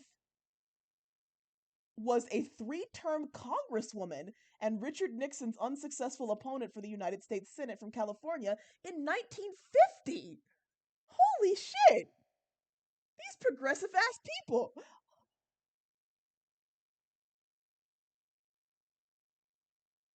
In fact, his wife was the one who popularized his nickname Tricky Dick. I love that. What an icon.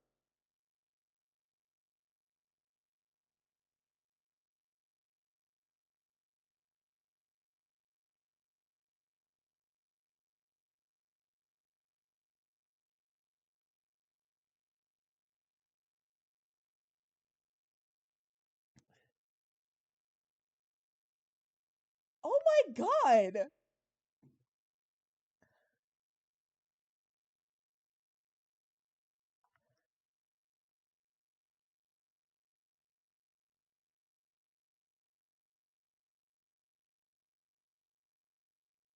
Yeah, this is just delightful.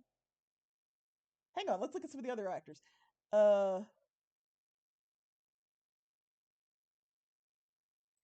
William Porterhouse.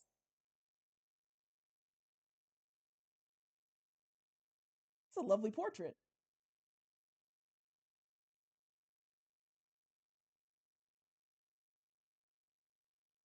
He served in World War One.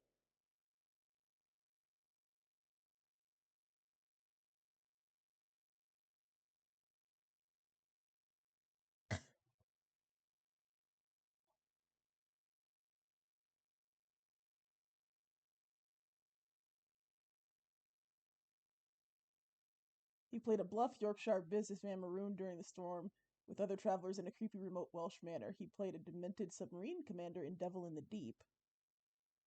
He played H.G. Wells' mad vivisectionist, Dr. Moreau, in Island of Lost Souls.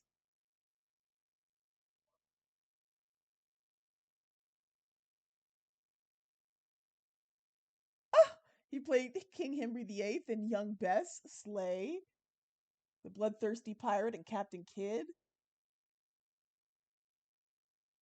He was in a number of West End plays.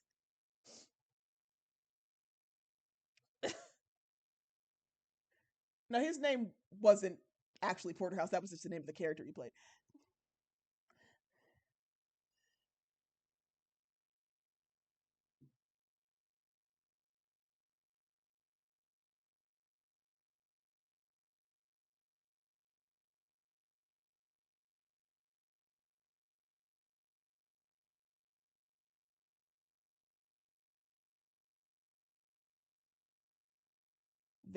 Very full, like, wiki summary here.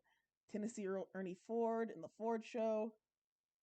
Villain host when Elvis Presley made the first of his 3 appearances on the Ed Sullivan Show.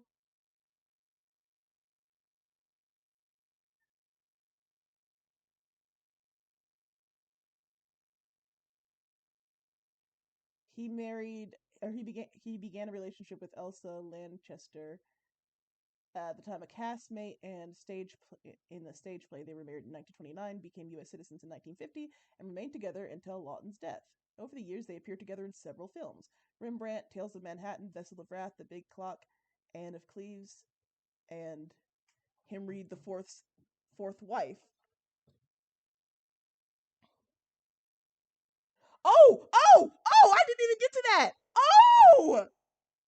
He was bisexual! Ah! Bisexual king! Lawton's bisexuality was corroborated by several of his contemporaries and generally accepted by Hollywood historians. Oh, what a delight! Scotty Bowers alleged in his memoir Full Service that Lawton was in love with Tyrone Power and that his sex life was exclusively homosexual. Actress Maureen O'Hara, a friend and co-star of Lawton, disputed the contention that his sexuality was the reason Lawton and Lanchester did not have children, saying Lawton told her that he wanted children, but it had not been possible because of a botched abortion that Lanchester had earlier in her career performing burlesque. In her autobiography, Lanchester acknowledged 2 abortions in her youth. One of the pregnancies was purportedly by Lawton, but she did not mention infertility. According to her biographer, Charles Higram, the reason she did not have children is because she didn't want any. It's as simple as that. They were like, oh, she must have been out in a handful. She just like, I didn't want any fucking kids.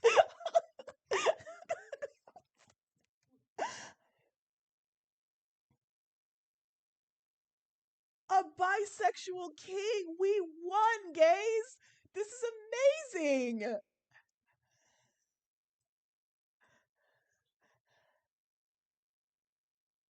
Raymond Massey was Canadian. He played Abe Lincoln in Illinois, 1940. I could see that. He's got a Lincolnish face. He played John Brown in Santa Fe Trail. John Brown, like the abolitionist John Brown? Hell yeah. Hell yeah.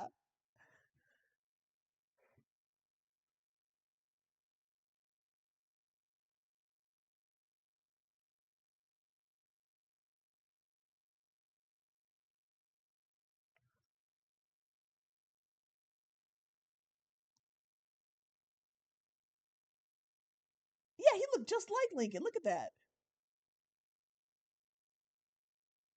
He played John Brown in 2 films, Santa Fe Trail and 7 Angry Men.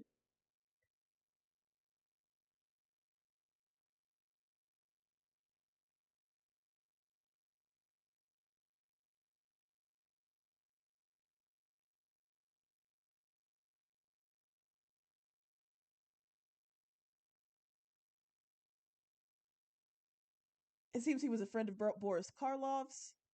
Or actually, yeah, yeah. Boris Karloff, Jonathan Brewster in the film Arsenic Old Lace. The character had created Boris Karloff. The stage version, the running gag of the play of the film was that character's resemblance to Karloff.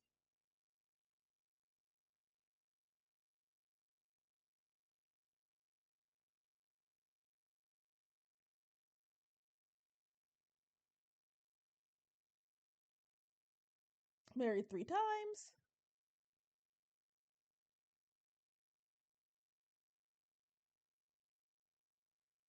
His high-profile estrangement and divorce from Adrienne Allen was the inspiration for Ruth Gordon and Carson Caneen's script for the film Adam's Rib, starring Katharine Hepburn and Spencer Tracy. His older brother was the first Canadian-born Governor General of Canada. He also dabbled in politics. He endorsed Barry Goldwater in 1964 and thought that Lyndon B. Johnson's strategy in the Vietnam War was bad, which, I mean, it was, but I don't think any strategy would have been good, quite frankly.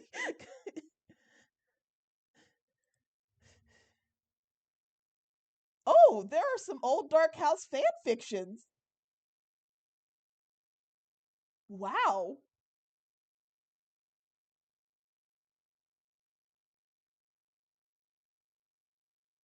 Damn.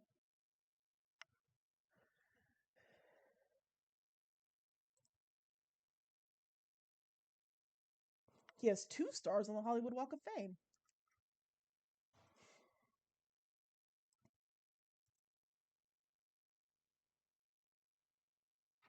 She was an American actress, visual artist, and activist.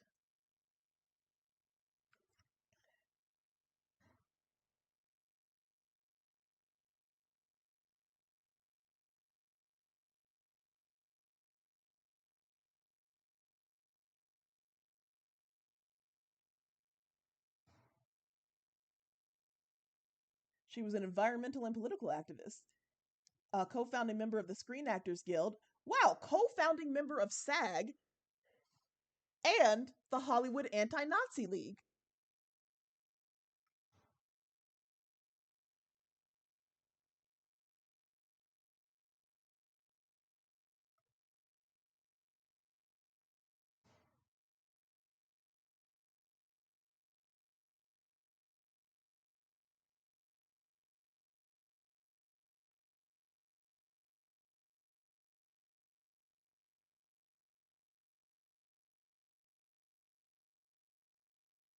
She was expelled from grade school after kicking her teacher.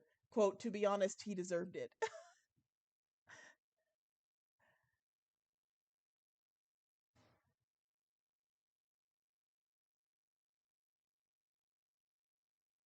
She wanted to join the Young Communist League.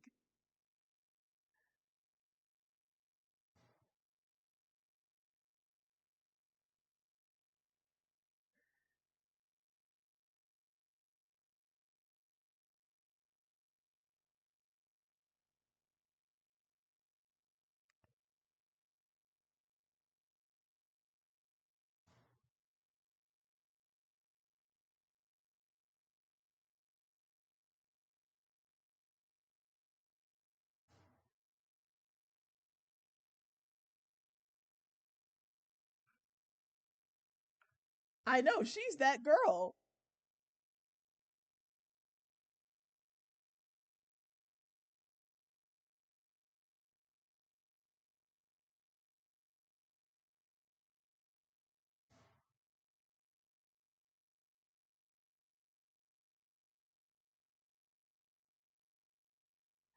Stewart's experience filming The Old Dark House also became integral to the formation of the Screen Actors Guild in 1933. James Whale joined all the English actors, Stewart recalled, so on one side of the set they had their 11sies and 4sies, and Melvin, Douglas, and I would be sitting together, not invited. One day, Melvin said to me, Melvin being this guy, Melvin said to me, "Are you interested in forming a union together?"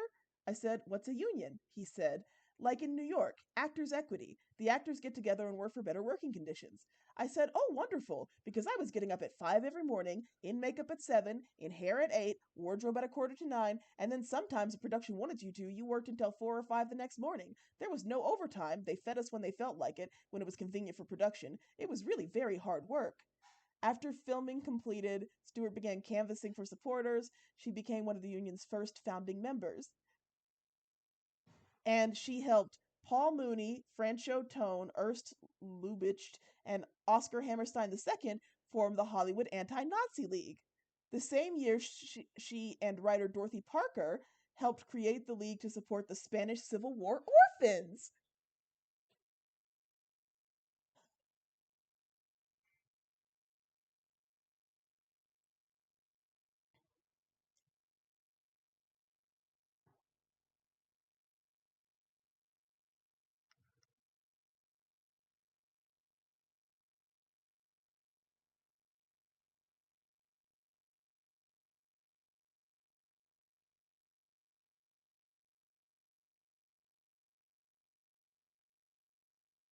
Stewart's husband, Gordon Newell, was unhappy with Hollywood life. He and Stewart separated amicably and divorced. In 1933, on the set of her film Roman Scandals, a comedy starring Eddie Cantor, she met Arthur Sheikman, one of the movie's writers. They were instantly attracted to each other and married in August of 1934.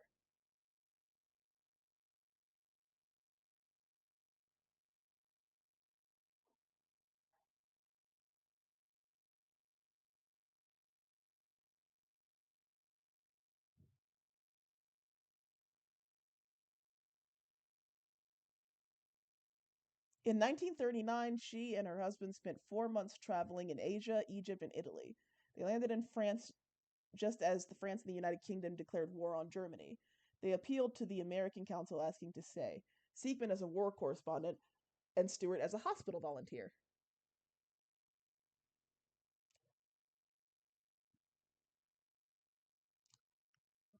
But the consul refused and told them they had to return to the United States. She wanted to be a theater actress.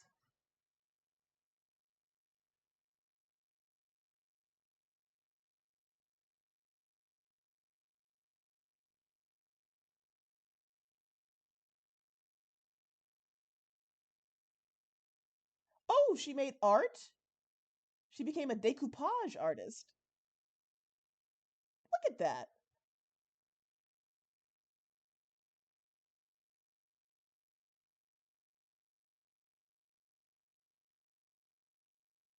What a well-rounded queen.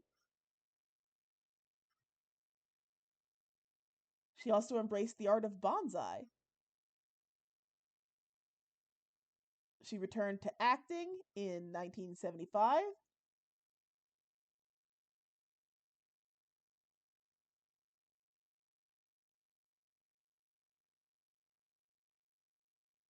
Oh, in May of 1996, Stewart received a message about a film role. A female voice said she was calling from Lightstrom Entertainment about a movie shot on location, maybe Poland, about the Titanic, directed by James Cameron. The next afternoon, Cameron's casting director, Mally Finn, came to Stewart's house with her assistant, Emily Schweber, who was carrying a video camera. Mally and I talked while Emily filmed us. The next morning, Finn brought over James Cameron and his video camera, Stewart wrote. I was not the least bit nervous. I knew I would read Old Rose with sympathy and tenderness that Cameron. She was Rose? She was Rose in Titanic!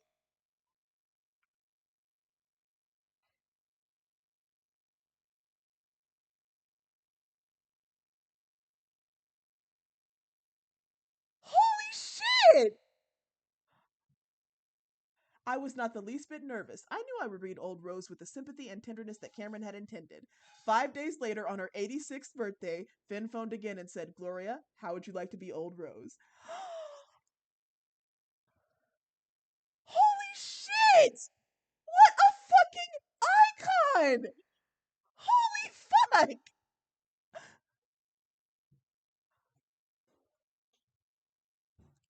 She helped found the actors union. She was an anti-Nazi, anti-fascist, fucking active in the war effort, fucking in one of the most famous movies of all time. This is so crazy. Holy shit. And she was an artist.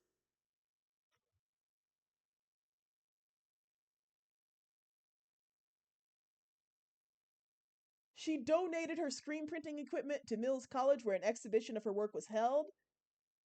Oh, she was also interested in cooking. Yeah, she almost joined a communist league. Holy shit. She was a skilled amateur chef and hosted frequent dinner parties in Hollywood. She was close friends with the American food writer M.F.K. Fisher, who was godmother to Stewart's daughter Sylvia Vaughan Thompson. Thompson later wrote about Stewart's cooking style. My mother has never made just roast beef in her life. It wouldn't interest her. Her style is based on the intricacies of composition. It borders on Baroque. Everyone adores it. After tasting Stewart's goose Kirschwasser aspic, the writer Samuel Hofferson composed a poem which he comically said he was inspired by hearing the wings of all the poets brush through Gloria's kitchen. That is mother right there.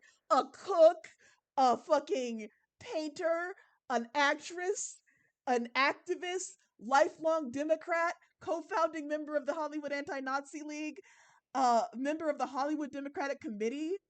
She was on the executive board of the California State Democratic Committee, an avid environmentalist.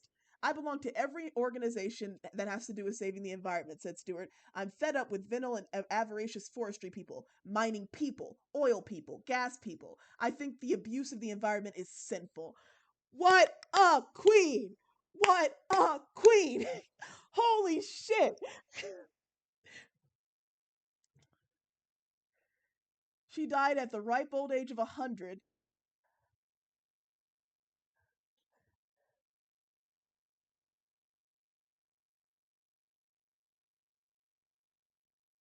How fucking incredible! I can't believe she was Rose.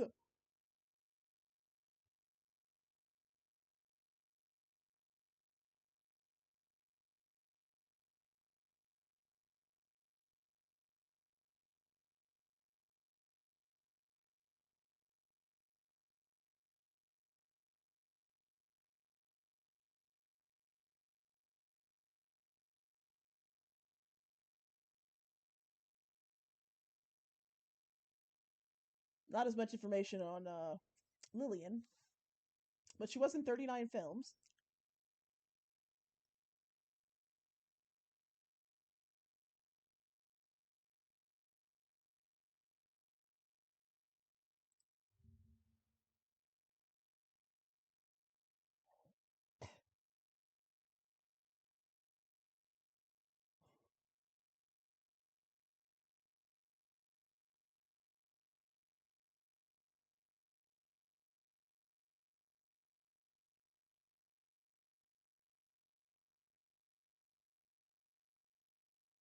James Whale queer coded many of the horror films he directed, and The Old Dark House is no exception.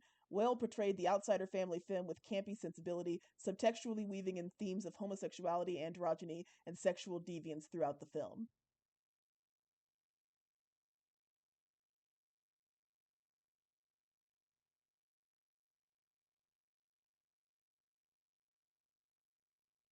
You thought it was the era of the Vatican, didn't you, Blue?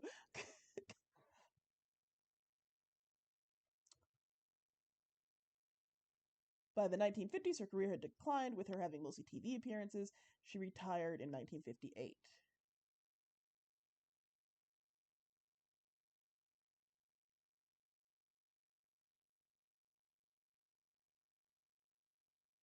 Ernest Tessiger Thesiger?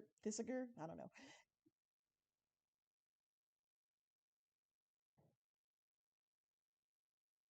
Damn, he was born in 1879.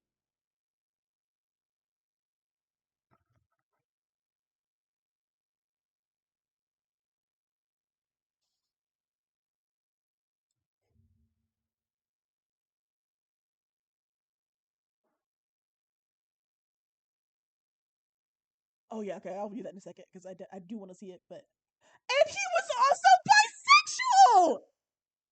Ah!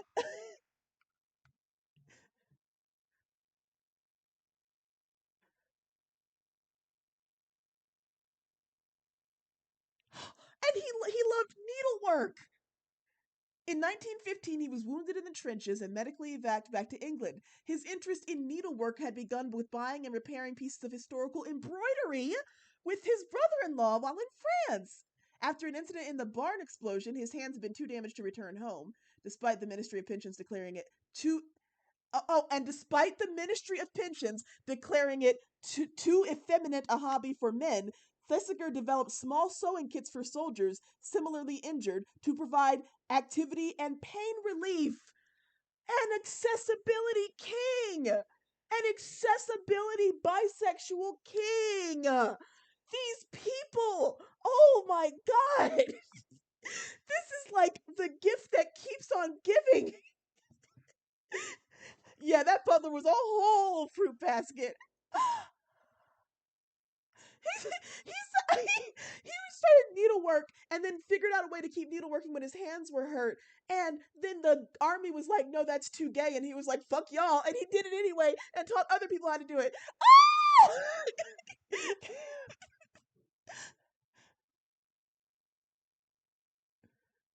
He was convinced that needlework could improve injured men's morale and earn them some money. And he also obtained commissions, including an altar frontal for private use in Buckingham Palace. I know we haven't even gotten to that part yet. I'm really excited to get to that part. Every one of these people is incredible.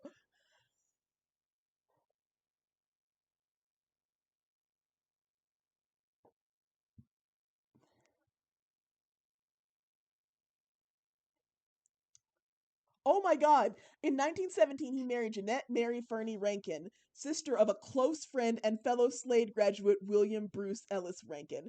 In her biography of Thesiger's friend, Ivy Compton Burnett and Hilary Sperling suggest that Thesiger and Janet were wed largely out of their mutual adoration of William, who shaved his head when he learned of their engagement. Are you kidding me? Are you kidding me? He married her because she was in love with her brother. Y'all, this is so. Oh my God. Holy shit.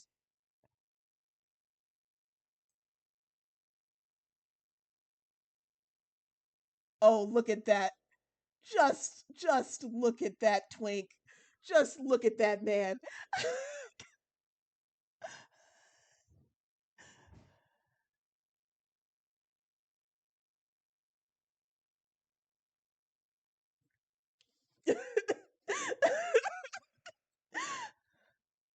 He was a painter. Oh, this was a painting he made of his boyfriend.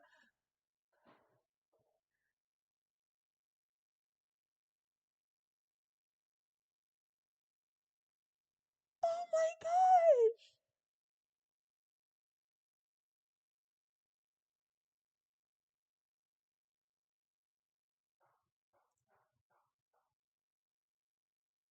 In France during World War I, as a distraction from the trenches, he collected and repaired historical pieces of embroidery for sale. With Ernest, who was invalid, I guess, and in 1917 he married, who was an invalid, and in 1917 married his sister. Thesiger's friend suggests that Thesiger and Janet wed largely out of their mutual adoration for Rankin, who shaved his head when they learned of his engagement. On the other hand, it has been said that Janet Rankin was in love with. Y'all, I'm gonna scream. I'm gonna scream. It was a lavender marriage, y'all. It was a lavender marriage. This says that on the other hand, it's been suggested that Janet Rankin, the other dude's wife, was in love with his companion, Margaret.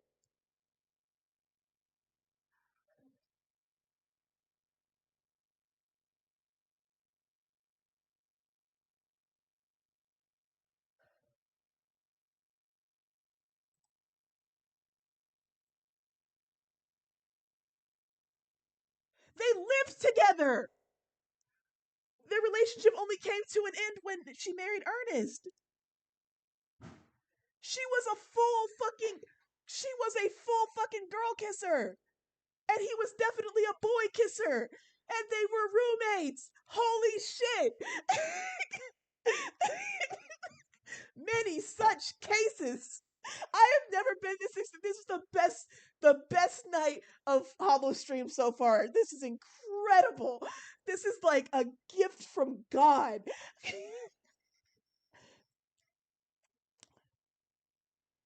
She had a whole life. I'm gonna die.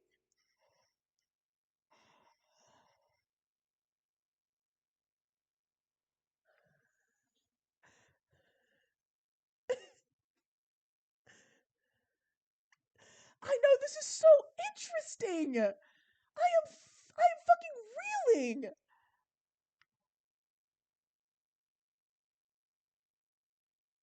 And I love how both him and the porterhouse guy were like just openly bisexual. Like it wasn't even a secret. They were like, "Yeah, we be kissing dudes, so what?"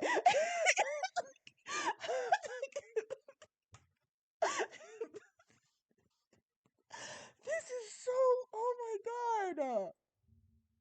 Let's learn about Eva.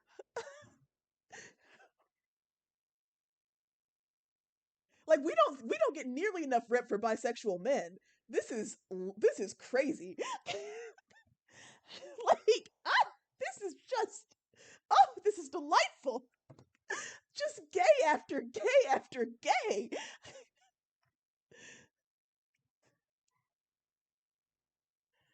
Eva Moore, who played the sister, was an English actress. Her career on stage and film spanned 6 decades, and she was active in the women's suffrage movement. In her 1923 book of reminiscences, Exits and Entrances, she describes approximately 90 of her roles in plays, but she continued to act on stage until 1945. She also acted in more than 2 dozen films. Her daughter, Jill Osmond, was the first wife of Laurence Olivier.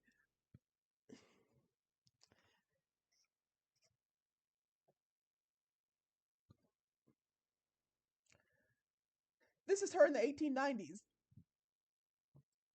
She was born and educated in Brighton. God damn, she was born in 1868. These people were born many years ago.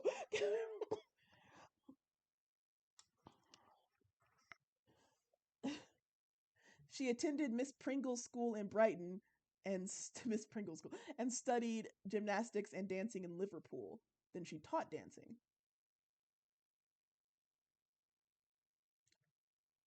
Her husband wrote more than 12 plays in which she appeared, and they appeared together in more than 12 plays. She made her first stage appearance in London's Vaudeville Theatre in 1887.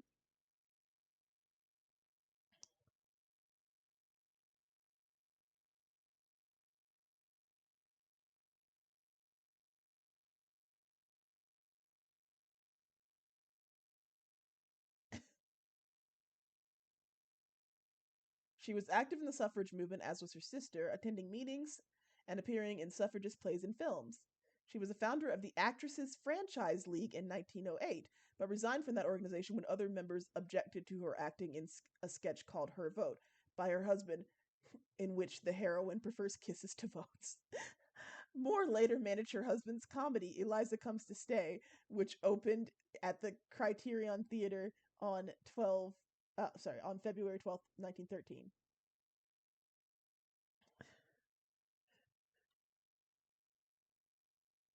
She raised money for a hospital and wartime causes and was honored with the Order de la Reine Elizabeth for her wartime activities, sorry. At the Royal Theatre, she played Miss Culver in 1918. Oh my goodness. I don't know what that was about. She played Mrs. Etheridge in Caesar's Wife. She made over 2 dozen films. including the classic Old Dark House. And she eventually died of myocardial degeneration in 87. Very prolific career, as many of these people.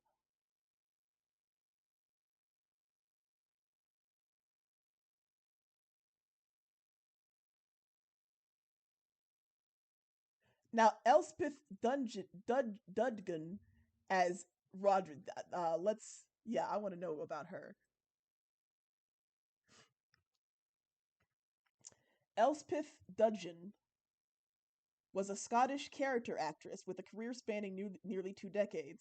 She was involved in 67 films, only 14 of which included her name in the credits.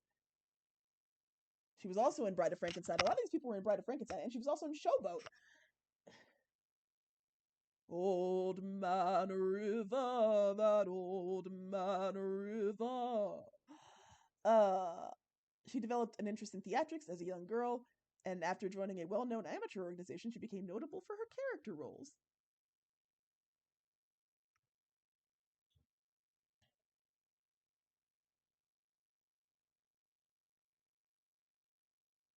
She showed up in several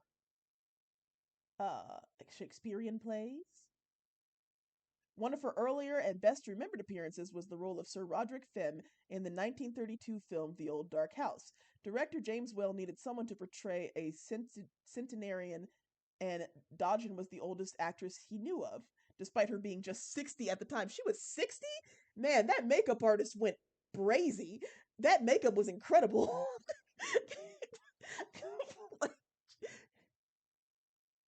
A beard was pasted onto her, and she delivered her lines in her own high voice.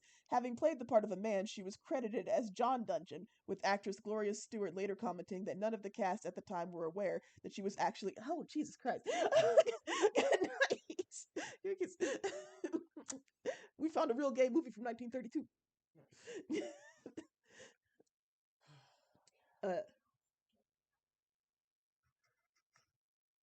She was born in the 1800s, yes. 1870 something. Gloria Stewart later commented that none of the cast at the time were aware Dudgeon was actually a female actress until the cast party. Well, was reported to have enjoyed keeping her real gender a secret, although Dudgeon would later work for him again several years later under her own name and gender. She was also known as playing Miss Pinkerton in Becky Sharp. She featured in some other hit films of the following years, such as Camille and Pride and Prejudice, and a supporting role alongside Charles Lawton. There he is again, our buddy, our bisexual king, in the Canterville Ghost. There's so much overlap. Like they were in a bunch of projects together. Gays stick together. She was also remembered by horror film buffs for her startling transformation scene in the cult comedy thriller Shh, The Octopus from 1937. We might have to watch that one. She lived in California for 23 years, and she was 5 feet 7 inches, if you wanted to know that.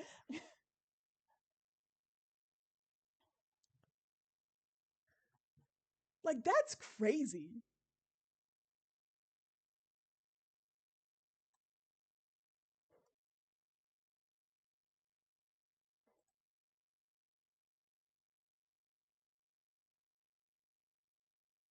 Not a whole lot about the Saul guy, but he was in Hamlet. And he also, again, worked with Charles in a different play.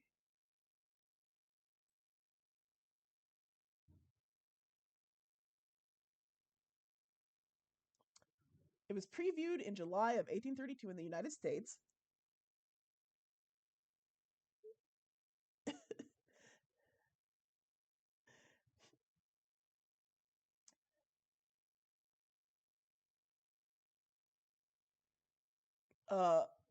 In the United States,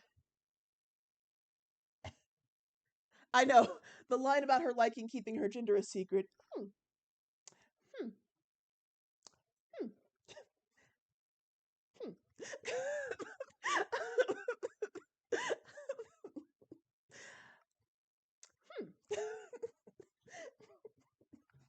Makes you think, makes you wonder. That movie was so, like, literally they were like gay son, lesbian daughter, trans dad, like they were just which could mean nothing.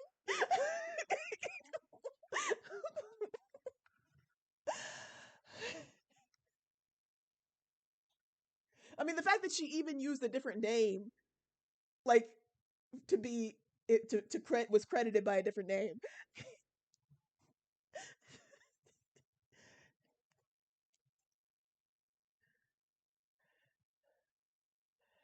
Anyway, in the United States, Variety and the Hollywood Filmograph gave the film negative reviews, with Variety calling it a somewhat insane picture. Cowards!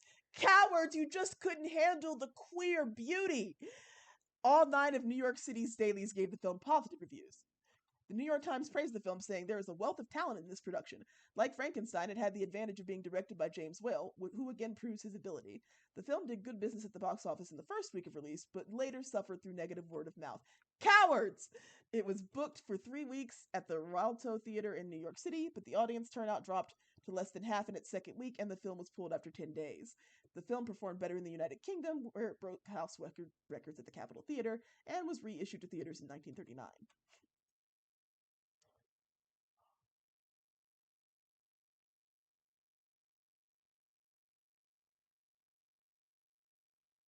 This film served as direct inspiration for the Rocky Horror Picture Show. Are you fucking kidding me? Are you? I even made that comparison, didn't I? I made that comparison at the very beginning. Oh, this is like Rocky Horror.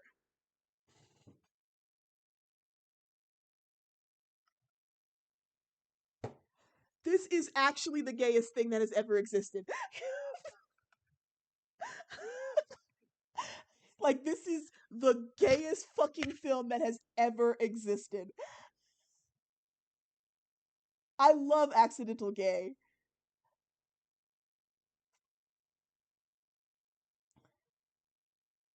Modern reception has been generally more favorable than 1932.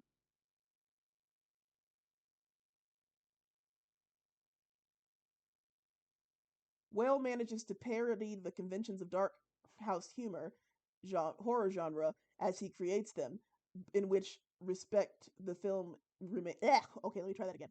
Whale manages to parody the conventions of the dark house horror genre as he creates them, in which respect the film remains entirely modern. I would agree.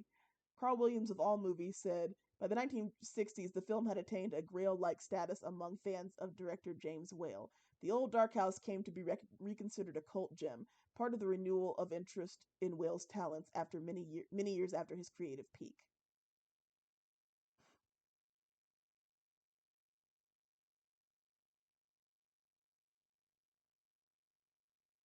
Okay, so it was restored in 1968.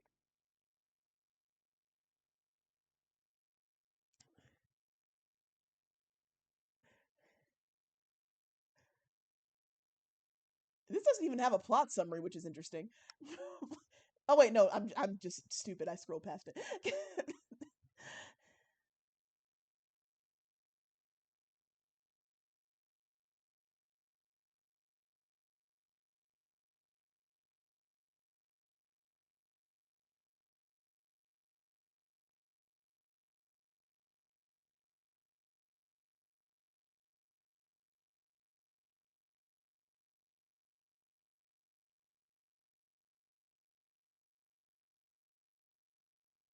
Oh, this says Saul was killed when he fell off the banister.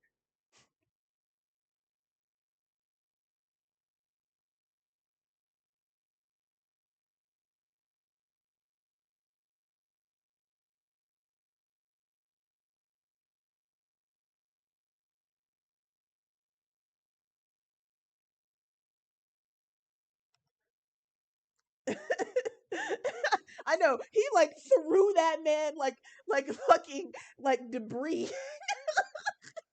He went straight for that boy, tenderly caressing his face. If you catch me watching Old Dark House, listen, I won't judge. No judgment here. All right, let's check out this article. Pre-code queerness in James Whale's The Old Dark House. James Whale is rightly seen as one of the masters of horror cinema. His two explorations of Mary Shelley's infamous creature in Frankenstein and the matrimonial sequel Bride of Frankenstein have gone down in history as some of the genre's best. But the film that Whale made in between these two masterpieces, The Old Dark House, is a weird and wonderful outing which helps to cement Whale not only as a great creator of horror films, but as a director who explored camp and queerness in pre-code Hollywood. It proved him to be someone capable of shifting from the comical to the poignant at the drop of a hat. Modern AU, Morgan is bad at feeling Saul needs a hug. Oh my god. Oh boy. The Old Dark House is a different kind of horror to the ones Whale is most known for. Instead of the literary classics, the film is rooted in a different horror tradition. Seeking refuge from a storm, a group of travelers stumble upon an old, terrifying family and must do their best to survive the night. Whale's film is full of things that might be seen as cliche, from the fact that it takes place on a dark and stormy night to the deep buried family secrets and screaming waifs. But the joy of the Old Dark House comes from the fact that it has so much fun with this band of travelers, all of them seemingly stock characters, from its damsels in distress to its well-to-do married couple and ominous butler embracing and poking fun at those very cliches and revealing hidden depths to them along the way. Truly, no one here is quite what they appear to be. Sorry, my glasses are dirty as fuck, and it is like distracting me as I'm trying to read. I'm so blind. I need new glasses. Okay. Where Wells' films often draw on ideas of queerness by presenting a perspective that gives sympathy to outsiders, who are perceived as being unnatural. While this is at its most explicit in his Frankenstein films, the creature and his bride are literally created in a way that goes against the natural world. The same perspective is used when the godless residents of the with the godless residents of the Old Dark House. The sympathy is employed in tandem with the ideas of camp to create a portrait of queerness that could thrive under the unregulated conditions of pre-code Hollywood, not needing to worry about censorship or moral decency. Some of this is done in admittedly broad strokes. Ernest Thesiger embodies Horace Fim through gestures and mannerisms that might be read as stereotypical now, and the actor possesses a nervous energy that might seem at odds with the more somber notes of gothic horror that pervade much of the film. But it's the way that these elements play off of each other, a serious approach to the Gothic tradition, and a knowing nudge, nudge, wink, wink to the audience that illuminate the ideas of camp and queerness in the film.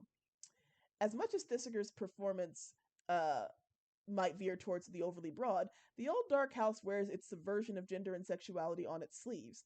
The head of this dysfunctional family is portrayed by a woman, Elspeth Dudgeon, and it's never treated like a drag role or played for comedy.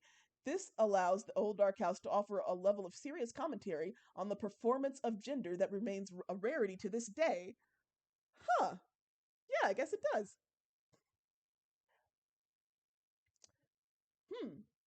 Again. These ideas are explored in greater depths with the performance of Thesiger and Eva Moore, who plays his domineering sister. While he lisps and minces, Moore's performance has a rough, masculine edge to it. That masculinity also manifests itself in repressed sexuality. Her admonishment of Margaret, as she changes out of her wet clothes, walks a fine line between frustration for Margaret's perceived sinfulness, but also Rebecca's inability to act on her own desires.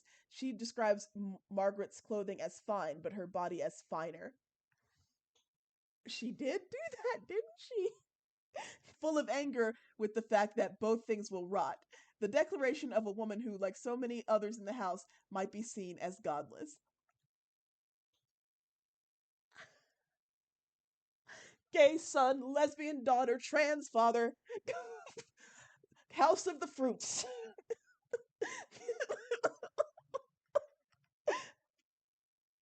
It's the house itself that seems to offer up kind of a queer space, somewhere between a sanctuary and a death trap. The characters who take shelter in the house are all seemingly aggressively heterosexual. I would not agree with that. I don't agree with that at all. No. No, I called that a mile away. There were fruits in that basket. The characters they're placed at odds with the queer figures of the Fim family. From the queer-coded siblings Rebecca and Horace to the strange silent Morgan, as the film reaches its fiery climax. Morgan's silence takes on a uniquely queer dimension. The pyromaniac third Fim sibling escapes and tries to raze the house to the ground. Even though he fails in this endeavor and perishes in the process, the moment where Morgan embraces and then picks up the corpse of this deceased deviant is embedded with a kind of romance. The two men in a pose that reads like a sort of tragic tableau. Morgan's silence becomes a variation on Rebecca's anger, something that comes from a place of repression. The only way Morgan knows to try and express his longing through silent solidarity and a kind of intimacy that he can only offer to someone who's already dead.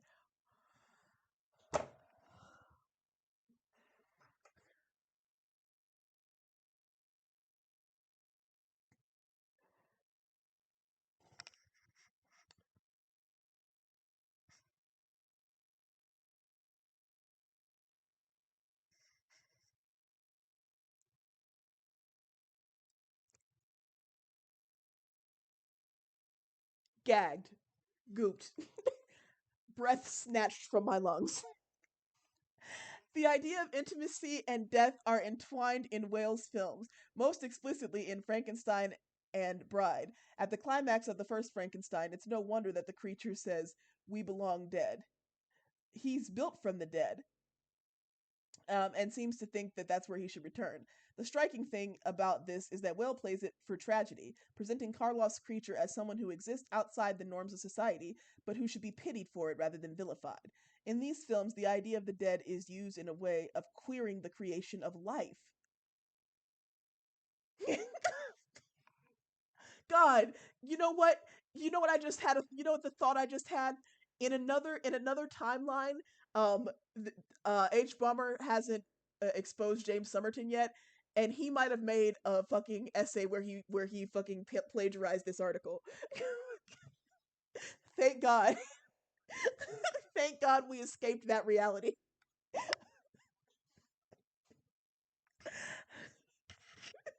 He would have plagiarized the hell out of this.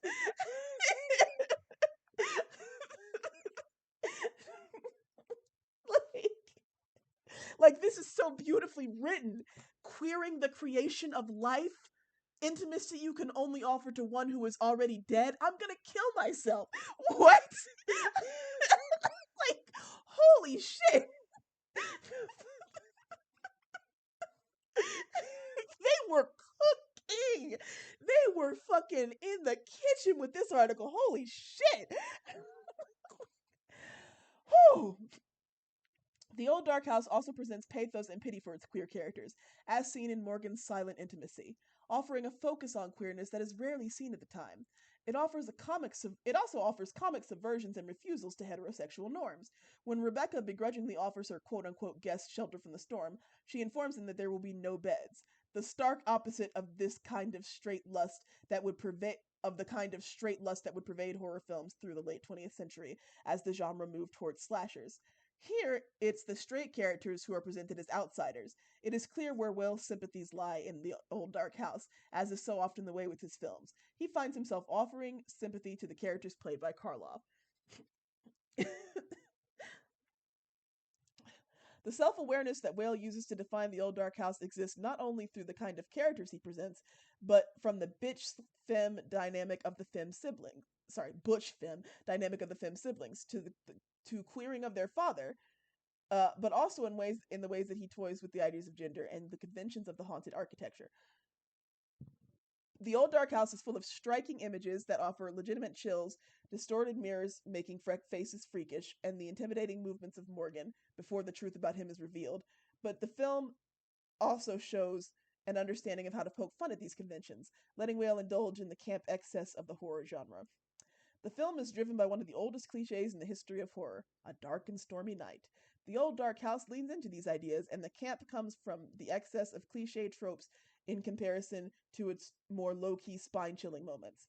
A window blows open and knocks a woman over in a delightfully over-the-top moment, putting the stormy into that classic cliche. In contrast to this, there is a moment where an arm, attached to someone unseen, creeps over the top of someone in order to shut the door and trap them. Whale's queerness is sly, drawing on conventions that define it: femininity, camp horror, and the bending of gender roles. By hiding some of this within the conventions of a horror film, the camp becomes queer when it is considered alongside the other elements that Whale brings to the foray. In the end, what's most striking about Whale's queer characters is the humanity he imbues them with. So often, especially in horror and suspense films, queerness is shorthand for a kind of murderous rage. And even when those ideas are explored well, in Hitchcock's films like Rope and Strangers on a Train, it can be a little draining to be confronted with it at every turn. The wonder of The Old Dark House is that it gives these characters weird and wonderful inner lives, and irrepressible queerness, and moments of heartbreaking pathos. Okay, Sam Moore, you were on the grill with this one. This was cooking.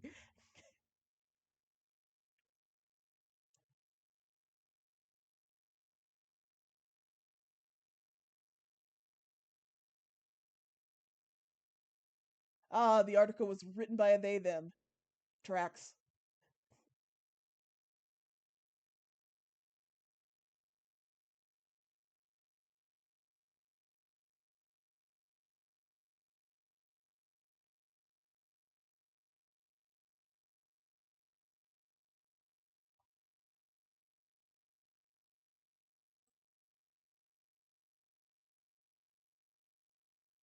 Writer, editor, quote, too niche.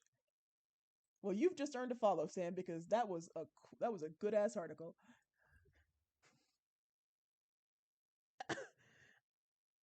Oh my god, I don't even want to imagine. That sounds awful. This is just beautiful. What a great article.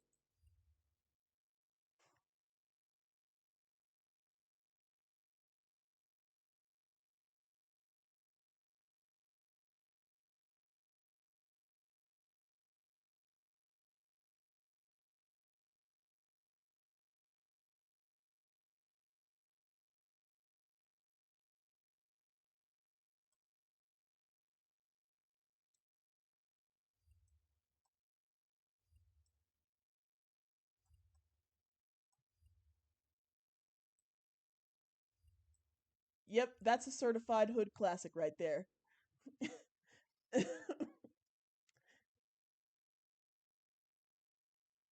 I mean, that's so real. That is so real. Like queer tragedy. Oh my god, just oof. I am I am simply set aback. Well, we ain't getting better than that, folks, so I think I'm going to call it an evening. Thank you so much um for joining me on this genuinely delightful adventure. This is the best stream we've had yet. Like it's downhill from here. Like I have never been more pleasantly surprised. This was so great. See y'all next time.